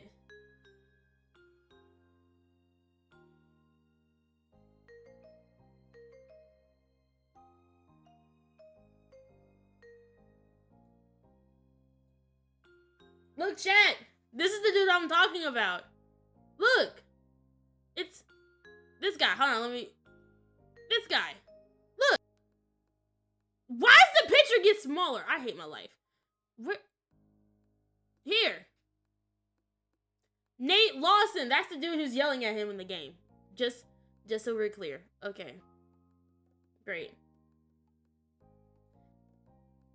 Now that we all know, let's get back to the game. They thought they recognized me as someone they knew, but it was a tiny misunderstanding. Lizzie, theoretically as well as literally, put her foot down at that, stomping in frustration and getting more childish the longer she was around her childhood companion. We do know you! Shiloh merely shrunk in on himself. The tone he spoke with was with pain. Sorry. You honestly couldn't tell if he was apologizing for the upset feeling of your sister or for the palpable dissatisfaction of his new acquaintance. That in itself was very Shiloh-like. Oh, you know him. Is that it? The stranger spoke in a dismissive, scoffing tone, as if the words sounded so absurd to him, but it was almost amusing. Almost. But the sternness of his demeanor quickly instated itself. Well, do you know me? I'll tell you! I'm someone who has been forced against his will to be aware of what's going on in Shiloh's ridiculousness personal life for a year. If the two of you have any importance in his generic day-to-day existence, it would have came up by now. Don't bother trying to exaggerate any trivial connection you might have. It's not good enough. He's with us and you'll survive without him. Now stop loitering on the road. It's rude. Excuse me? We're the rude ones? The highest shrunk ranting got an audible gasp from Shiloh, who finally started to speak up again in defense. Nate, that's really me. I feel like if I would have just waited, I would have learned his name, but I had to figure out his name. It's also true. We're leaving. With that declaration, the unofficially introduced Nate indignantly spun on his heels and walked speedily towards where the group went, completely confident that Shiloh would follow behind. Oh, people can sure have bad attitudes, huh? Why can't they just try to get along? It's not hard. Don't worry though, I bet you don't have to deal with him ever again. And I'm sorry I can't stay to talk to you, but I hope you have a really nice life. Bye. And that was it. His final parting words given. Shiloh left the two of you behind to catch up with his own life that he had to go live. Liz watched his exit, stunned, only frowned when it hit her that he was really gone as quickly as he reappeared. It happened so fast you haven't been able to get a word in. Oh yeah, we didn't speak that whole time. Oh my god. She sighed, all the energy she built up releasing with the breath. I could have told him his last name was Fields, his birthday was October 30th. That would have proved it, but no. Whoever Nate is, he sucks. He was so unnecessarily unpleasant when all you wanted to do was talk to someone for a moment. Ah! I kicked the bag. It'd be me who kicks the bag. Why aren't you running after him? Liz merely shook her head, pushing off childish thoughts. I think we could live here, thanks. He's in the middle of a high school field trip, and it's already enough being able to see him again. There's something reassuring about witnessing firsthand that he's still out there, enjoying his own part of the world. Though, if given the chance, I could have definitely had a few words with him about the company he got. She laughed, but you could tell there wasn't much humor to it. She was mad at that guy, even if she was happy to let Shiloh go. Maybe they're only with each other because of the field trip. That's not usually how things are. True. We can only hope the same for him as he did for us. Have a nice life, Shiloh. Good luck out there. You'll need it. Liz smiled at you. It had the self-confidence you knew so well from her. Come on, kid. Let's finish our own trip. Yeah. No matter how either of you really felt about the occurrence, it was something you simply had to accept. People you know just disappear and reappear in the most unexpected ways. The two of you enjoyed what remained of your outing until it was time to return home. By the time you arrived back, the sun was already beginning to set. You arched your back as you stretched your arms towards the ceiling. While it had been a good day, it had been enough activity to cover an entire week. Liz tried to hide a yawn behind her hands, but you weren't the only ones feeling worn out. I'll be heading up to your room, the guest room, since mine stopped being available as soon as I was out the door. Her tone was light. She had quite a lot to say about the subject, but when you took over her bigger room after she left for college, but there have been many trips back for her home since. The room haven't been hers for years. It was more of a running joke now that she continued to bring up the topic to this day.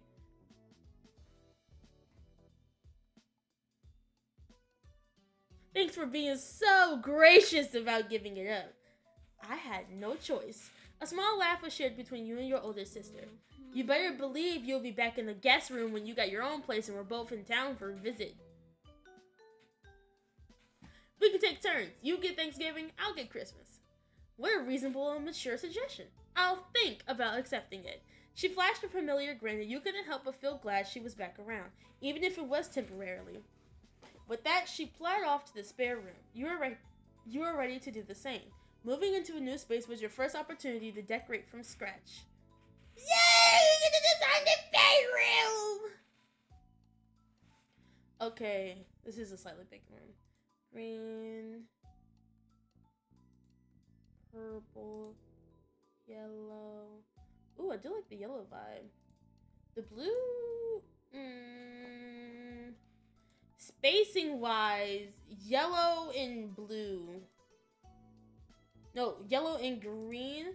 Although the yellow bed looks bigger than the green bed. So we're gonna go with the yellow bed. Extras. Well, we need tissues. I don't know. Window. Sure. Walls, left, back, lights. We're gonna do lights. Left, right, I think it looks cute. You are really satisfied with the feeling of your tiny part of the world. As your thoughts drifted, you tried to bite down another yawn. It was no good. Your bed was now lodged in your mind and all you could think about was collapsing on it. You trotted up the stairs to your room. Stepping inside, you closed the door behind you, blocking the rest of the house. When you turned around, you realized you weren't alone in there. Comfortably perched on the windowsill was someone very familiar to you. How did he get in my house? Some creep shit. Cove Holton. What the hell? Surprise? His tone was easy and relaxed. It certainly was a surprise. You hadn't expected him to be home within the state, never mind your own house. He hadn't answered to how he just suddenly appeared back in Blackbird. Though, to be fair, you have been so astonished that it haven't been much of an opportunity for him to chat with you. Thankfully, Cove was only waiting for a good moment to start and begin explaining. I got in about 15 minutes ago. No one was home, so I figured I came in the usual way. The window! You broke into my home! A small smile formed on his face. You were still staring at him, unable to blink in case he disappeared. You could barely believe that he was really there, mere feet away from you. I left my bags in your backyard. I hope that's alright. That was when you truly understood. Cove came straight to you upon getting back to town. You were his first port of call, taking precedence above all else. Even though you haven't been in when he called, Cove had ensured that he saw you at the earliest opportunity rather than allowing his plans to change. I'm running to him. Oh! Every second away from him was a moment too long. As you approached, Cove quickly hopped off the windowsill to meet you. Hey, my seashell, bruh! You probably knocked over my seashell with your fat ass. As you approached, Cove quickly hopped from the windowsill to meet you. I'm so glad you're here. I'm gonna kiss him. Ah. He instinctively began to close his eyes as you leaned in closer to his. Kiss his nose. You placed an affectionate peck on top of his nose before stepping back a bit. Cove rubbed the side of his head and furtively glanced down.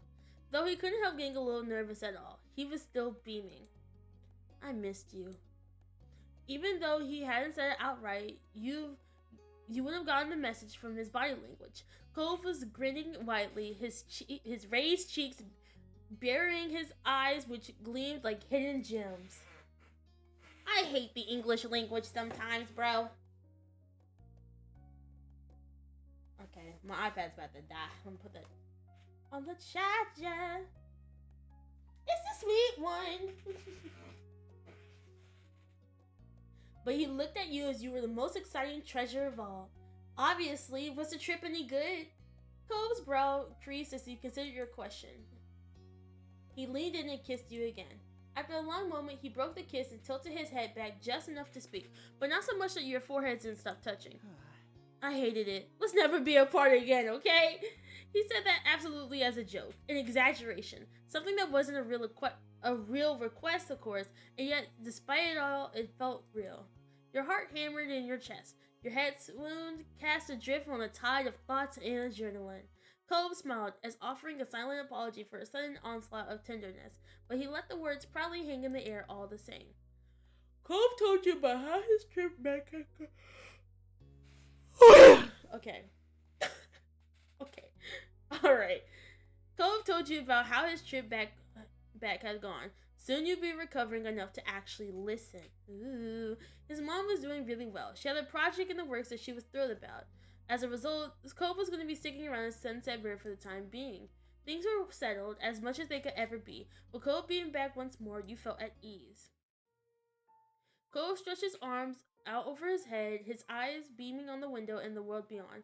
The sun has set while you've been busy reuniting. I should probably get my stuff and see Dad. He glanced over to you with a familiar, expectant look. Wanna come with me? Boy, you know I do! Cool. Cove began to head to your bedroom door. If you don't give me a piggyback ride. That was just a normal thing in your relationship. Wake up! I need a ride! Cove shook his head, the smile on his face implying that it was you and your senses that he was questioning, not the request. He came to expect the latter, even if he didn't get why it held such an appeal to you. Alright. Okay. He crouched low so you could hop on his back. Cove had many inches on you in height, so getting on his back rides have been a challenge over the years.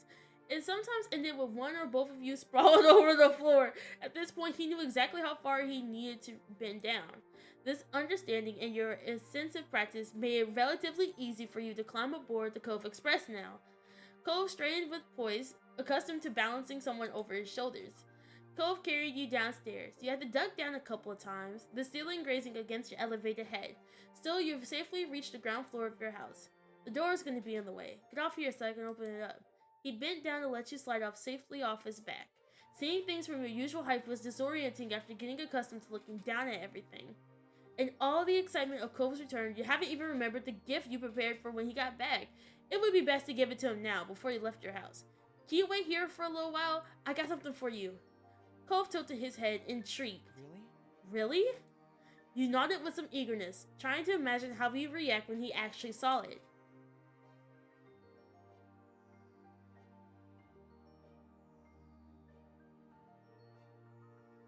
I kind of want to see both, so we're going to start with this one. It was an orange shell into red poppy and made yourself. Oh.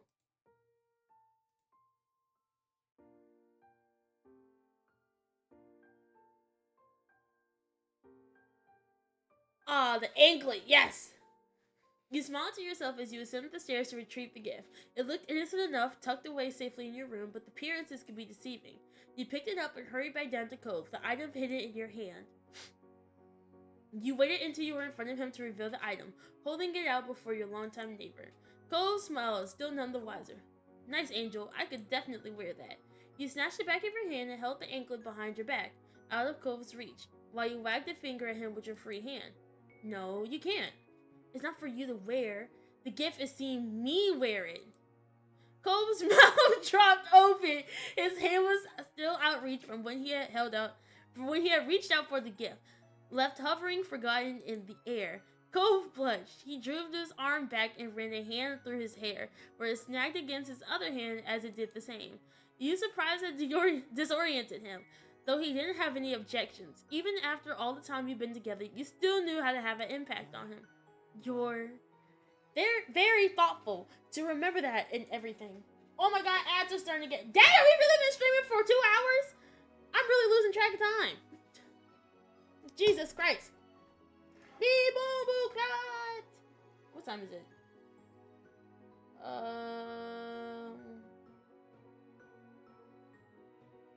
Okay.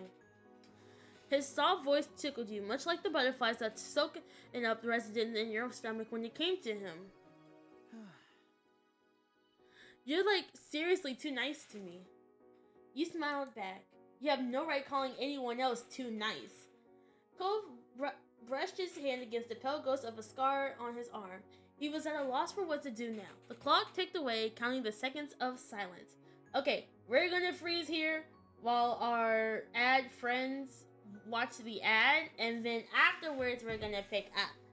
But for now, I think I know what I'm going to do. This is gonna become a stream one day. One day we're gonna play. Actually, let's play today's.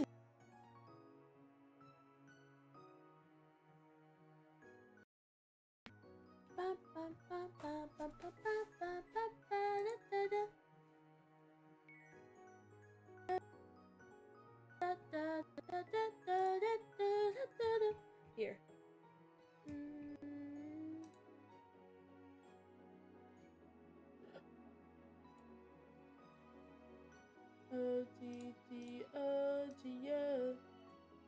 Take me high to go. Okay, the word of today. We know how to play. My go-to words are simply house and then crane. There's a R, there's an A, and there's an H. Can't be heart because heart. Heart. Okay, so it begins with an H. There's an A. Can we try the word heart? A is in the same place, but the R could give us another definition, and we haven't technically tried T, so we could try heart. So the R is can't be in the middle. What word has an R and an A in there that also is in different places? We could try farts. Okay, so it's H-A-R blank blank blank.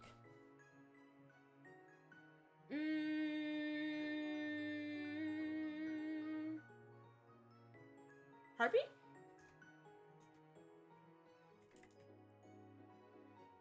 Oh, but there's a Y. What? H-A-R blank X. Harley? Like H-A-R-L-Y? It either can be Hardy or Harley, and I don't know which one I want to do. Let's go Hardy. Yeah! Oh, I killed it. I killed that. I killed it, bruh. It wasn't hairy, bruh. But thank you for your advice. How bad is the latency, bro? We're gonna play today's connection. I haven't played Connection in days, so I think that just proves my point.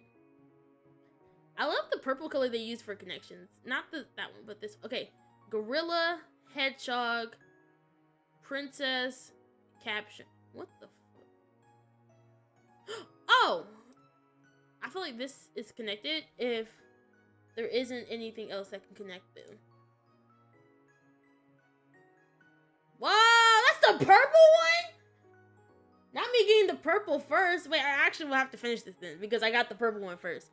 Okay. Marble, Slay, Figment, Invention, Flint.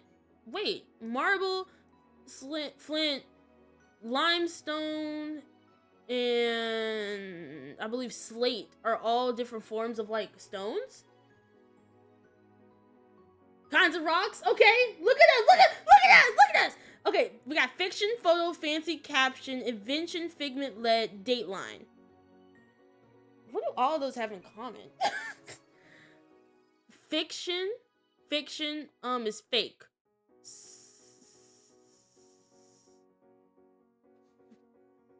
Is it Fiction, Figment? Bruh.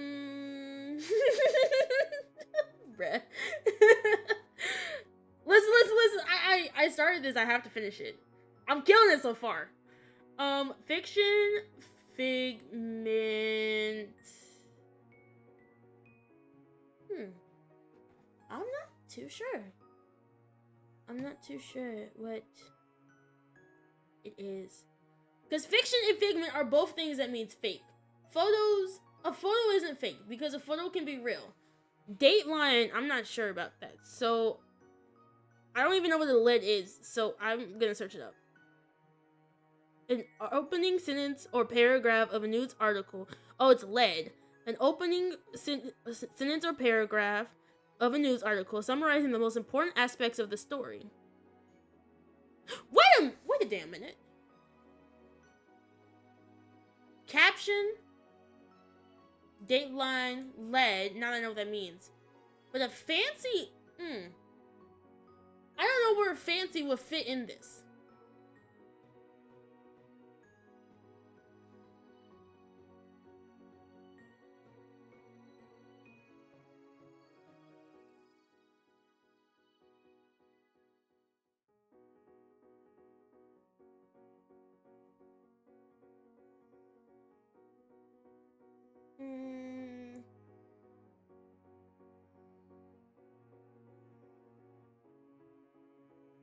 Okay, wait. So, no. Fiction, Fancy, Figment. See, I've always got like 3 of them, but then I can't figure out what the 4th one could be. Would it be invention?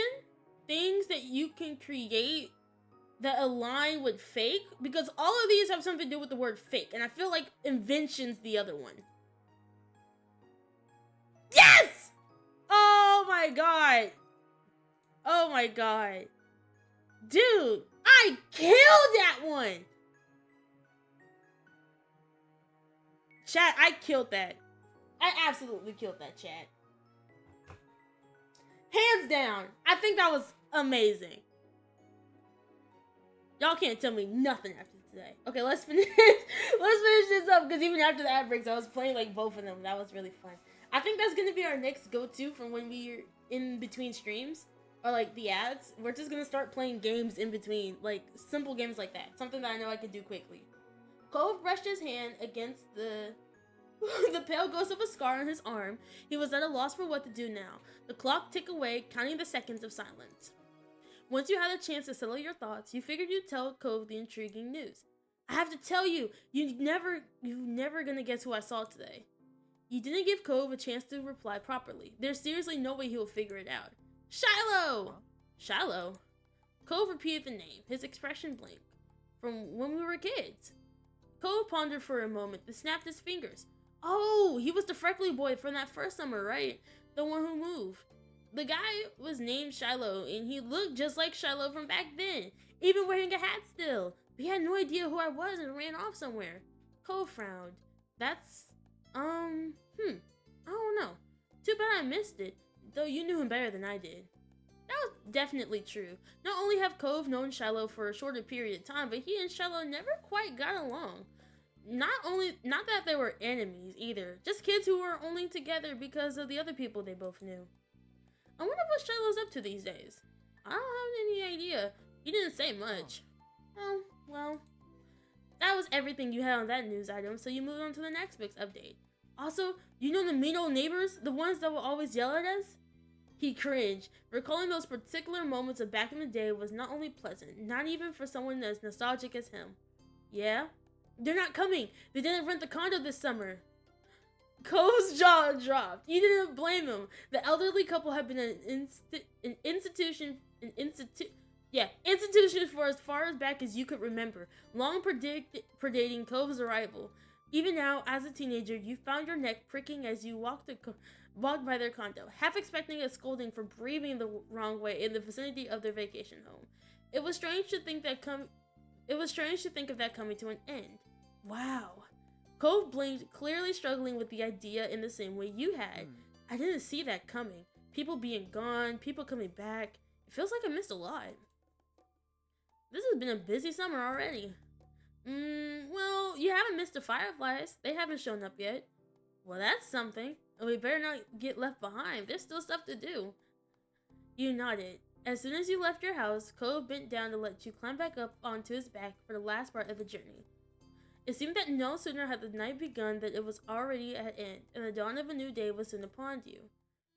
The next morning, your belly was full of breakfast, and you were in a pleasant mood. You hoped the rest of the day followed suit. Later, you were meeting up with your friends, Cove, Miranda, and Terry, to go into town. It was all on short notice, but that was because everyone was just so excited that Cove was finally back home. Having a nice daydream? You blinked, pushing all your thoughts away and returning to reality. Your mom was watching you with a teasing smile. So, what's on the agenda today? I'm meeting up with some people. Well, I hope you and your friends have fun. Don't get into too much trouble. She winked at you. You knew both of your moms wanted you to enjoy every bit of this summer before all the big changes started. I'll try. But before you go gallivanting around town, could you bring the mail in? I'm finishing putting up the dishes away over here. Alrighty. Thanks very much. As soon as you were outside your door, you couldn't help but see Cove and his dad standing around in the road. They noticed you too. Hey there, Angel. Hi, good timing. You should join us. I'm giving him a noogie. In a flash, you grabbed the collar of his shirt and pulled him down to your level. Cove smiled until you were done. You laughed. Happy now? Very. You noticed Mr. Holden was taking in the scene of you and Cove with a self-satisfied smile.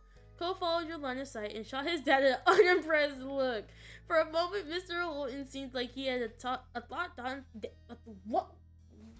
Dang! A thought dancing on the tip of his tongue, but he decided to keep it to himself. Oh my god! So, what are you up to today? Me and Cove are meeting some friends later. We're gonna paint the town red. Exciting. They won't know what hit him. Cove shook his head disapprovingly, but you knew him well enough to tell that he was entertained by your notion. Yawning, Mr. Holton stretched his arms over his head. My boy and I have been waiting around to see what new neighbors were like. It was definitely his idea. Oh yeah! The new neighbor! I don't know how you're not interested in this. It's big news. Besides, it will only be polite to greet the new folks in the town. Maybe you'll be a single dad and his son. You've been here too long seeing if a new person rent a condo is what you consider an exciting development. Yes, newcomers. Your response was just a shrug. I don't want to meet them. Well, anyone has to be better than the last attendant. Maybe it's a single dad and his son. Cove snorted at some airy... Cove snorted... Jesus! Blood of Christ! I can't read! Cove snorted some airy laughter at the suggestion. Chat, I can't read. I think we came to that conclusion. I just have brain farts and then I forget that I'm reading. It's honestly stupid. Oh? You think that we'll have some competition? For several moments, Mr. Holden was unable to answer. He was still chuckling when he put his hands on his hips and tried to compose himself. Absolutely not. We're #1 father-son duo in this town, and nothing could change that. Mr. Holton took one more glance at the current vacant building and sighed dramatically. When he turned back to you and Cove, his whole body seemed deflated. There's still no sign of them, and I need to head over to work soon. Cove gave his dad a few reassuring pats on the back. Okay, I promise to keep an eye out. I can text you if anything happens. Really? Of course. Oh, wait. I forgot to do his voice. Yeah, really? Of course. Yeah, of course. I mean, only until I have to meet up with Terry and Miranda. Will that still work? With a wide grin breaking out on his face, Mr. Holton looked absolutely thrilled to have his nosiness enabled. You have a right to be a nosy if it's in your neighborhood and you were there first. That's all I'm saying. That worked. He moved to firmly place both of his hands on Cove's shoulders, fixing his child with a firm stare. Son, you are my true ally in the world. Mr. Holton stood up straighter, letting Cove go. He looked reinvigorated. Okay, with that settled, I'll go make some money. That's always been the one thing I do best. Mr. Holton headed off in the garage with a big goodbye. Cove smiled the whole time you both watched his dad leave.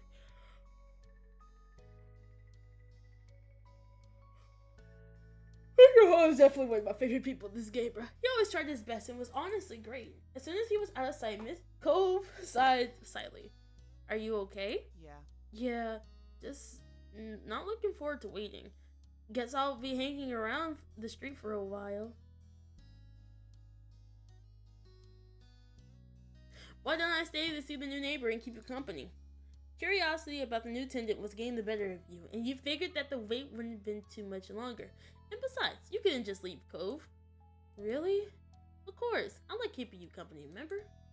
He stared at you a moment, smiling softly and thinking about his response. Me too. I like that too. Cove put a hand on your shoulders. His thumb absent-mindedly moved in a soothing circle. The look in his eyes was much firmer. He was serious. Angel, you're my true ally in this world. I got a fair amount of chuckles from you. He grinned, the stoicism fading into amusement. Thank you. You're always good to me. You're lucky to have me. Teasing, Cove raised an eyebrow. You're the most lucky guy in all of Sunbird. Luckiest! For a moment, you weren't sure if Cove was laughing at your declaration because you momentarily forgot the word luckiest. Either way, you didn't mind. You're the most lucky guy. Yeah, when you look at the word too much, it just throws you off. I really thought lucky was spelled a different way, but apparently it was spelled like that. Okay. The smile on his face reached his eyes and it made you feel electric. I feel electric. You give me butterflies. You give me butterflies. You give me butterflies.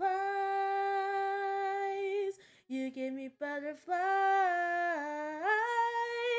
Listen to Butterflies by Blush. It is so good. Definitely on top, like, 100 song list. Be like me 35 if I really had to rank it. Then he let go of you. Cove stepped over to his front porch step, lazily taking a step and leaning back on his arms. Our watch begins. Nodding in agreement, you join Cove on the front porch steps. You both sat there in a comfortable familiarity, whatever, as you stepped in on the waiting game of the new tenant. The neighborhood was quiet, and you sighed contentedly, closing your eyes and feeling the light breeze. The only sound you could hear was the familiar jingle of Cove's wind chime. After all these years, it was still there, adorning the entrance cropping of his house. Eventually, you both perked up at the sound of a car. A taxi followed the noise, turning on your street. Cove's eyebrows raised at the sight, and he stood up straight on the stop. This has to be it. This has to be them, right? The only people who comes out here lives here. It has to be. Now that they were here, you couldn't help but feel a bit curious. You wondered what kind of person would be living in the neighborhood for the summer. The taxi pulled to a stop as you expected in front of your now empty condo. It was on the same side of the street as your house, a few buildings further up. Without getting to his feet, Cove tried leaning and tilting his head to get a view of the passenger door as it opened. The single occupant exited the cab. Huh? You could feel what Cove was in that moment. After the last renters, the new visitor was definitely not what you was expecting. Oh my god, it's that? It was a young man, had to be close to your own age. He was dressed in an electric black and white and gray outfit. Even his side-sweeping hair matched his scheme. The only other pop of color was from something that couldn't easily be fashioned into submission, a pair of dark brown eyes, which you caught when he looked over at his audience. Hello, folks. Who might you be? We're the neighbors. The smile already prominent on his face curled further. It was cocky, but you didn't get the impression it meant something adverse. Hallelujah! You and Cove shared a familiar look with one another, bewildered even further. The color-coordinated man left it there. However, with a firm click, he shut the door of his ride. Then he turned his back to you to retrieve a large, unsurprisingly black suitcase out of the trunk. Continuing with his own business, he strolled forward and lightly tapped on the driver's side with his knuckles, asking them to roll it down. When it opened, he leaned down and rested his arm on the ledge. You could assume he was thanking the driver for getting him there, considering he slipped them a tip during the brief chat. They shook hands, and he pushed himself up and away from the taxi with both arms, giving the driver room to leave. The taxi pulled away, rolling carefully down the road and out of sight around the corner. The new renter has officially arrived. He left his suitcase on the ground, out of the way of the street, and sauntered over your way with the confidence of someone who's been invited to join. Cove finally stood up to greet this person. You followed suit. Excellent. I'm Baxter Wood. It's excellent to meet you, neighbors. You were standing on the side he was approaching from. When Baxter got close enough, he offered his hand to you first. I shook it. Baxter gripped your hand firmly to give it a satisfying shake. Welcome to Sunset, sir. Welcome to Sunset, Bird Baxter. Christ. I'm Angel. Hey, Angel. I'm quite keen on getting to get keen.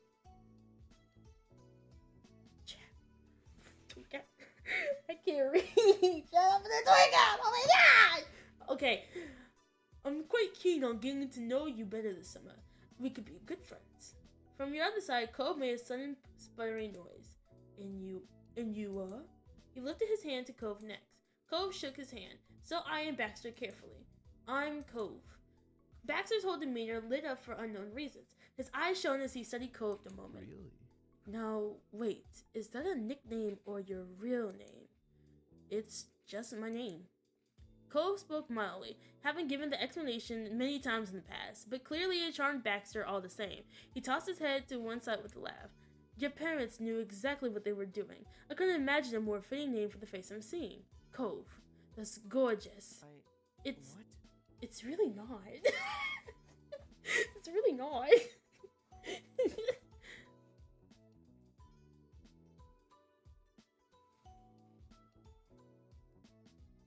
No, I agree. It suits you. Not bad. Nice to see. Oh my god! Chat rating here! Chat rating!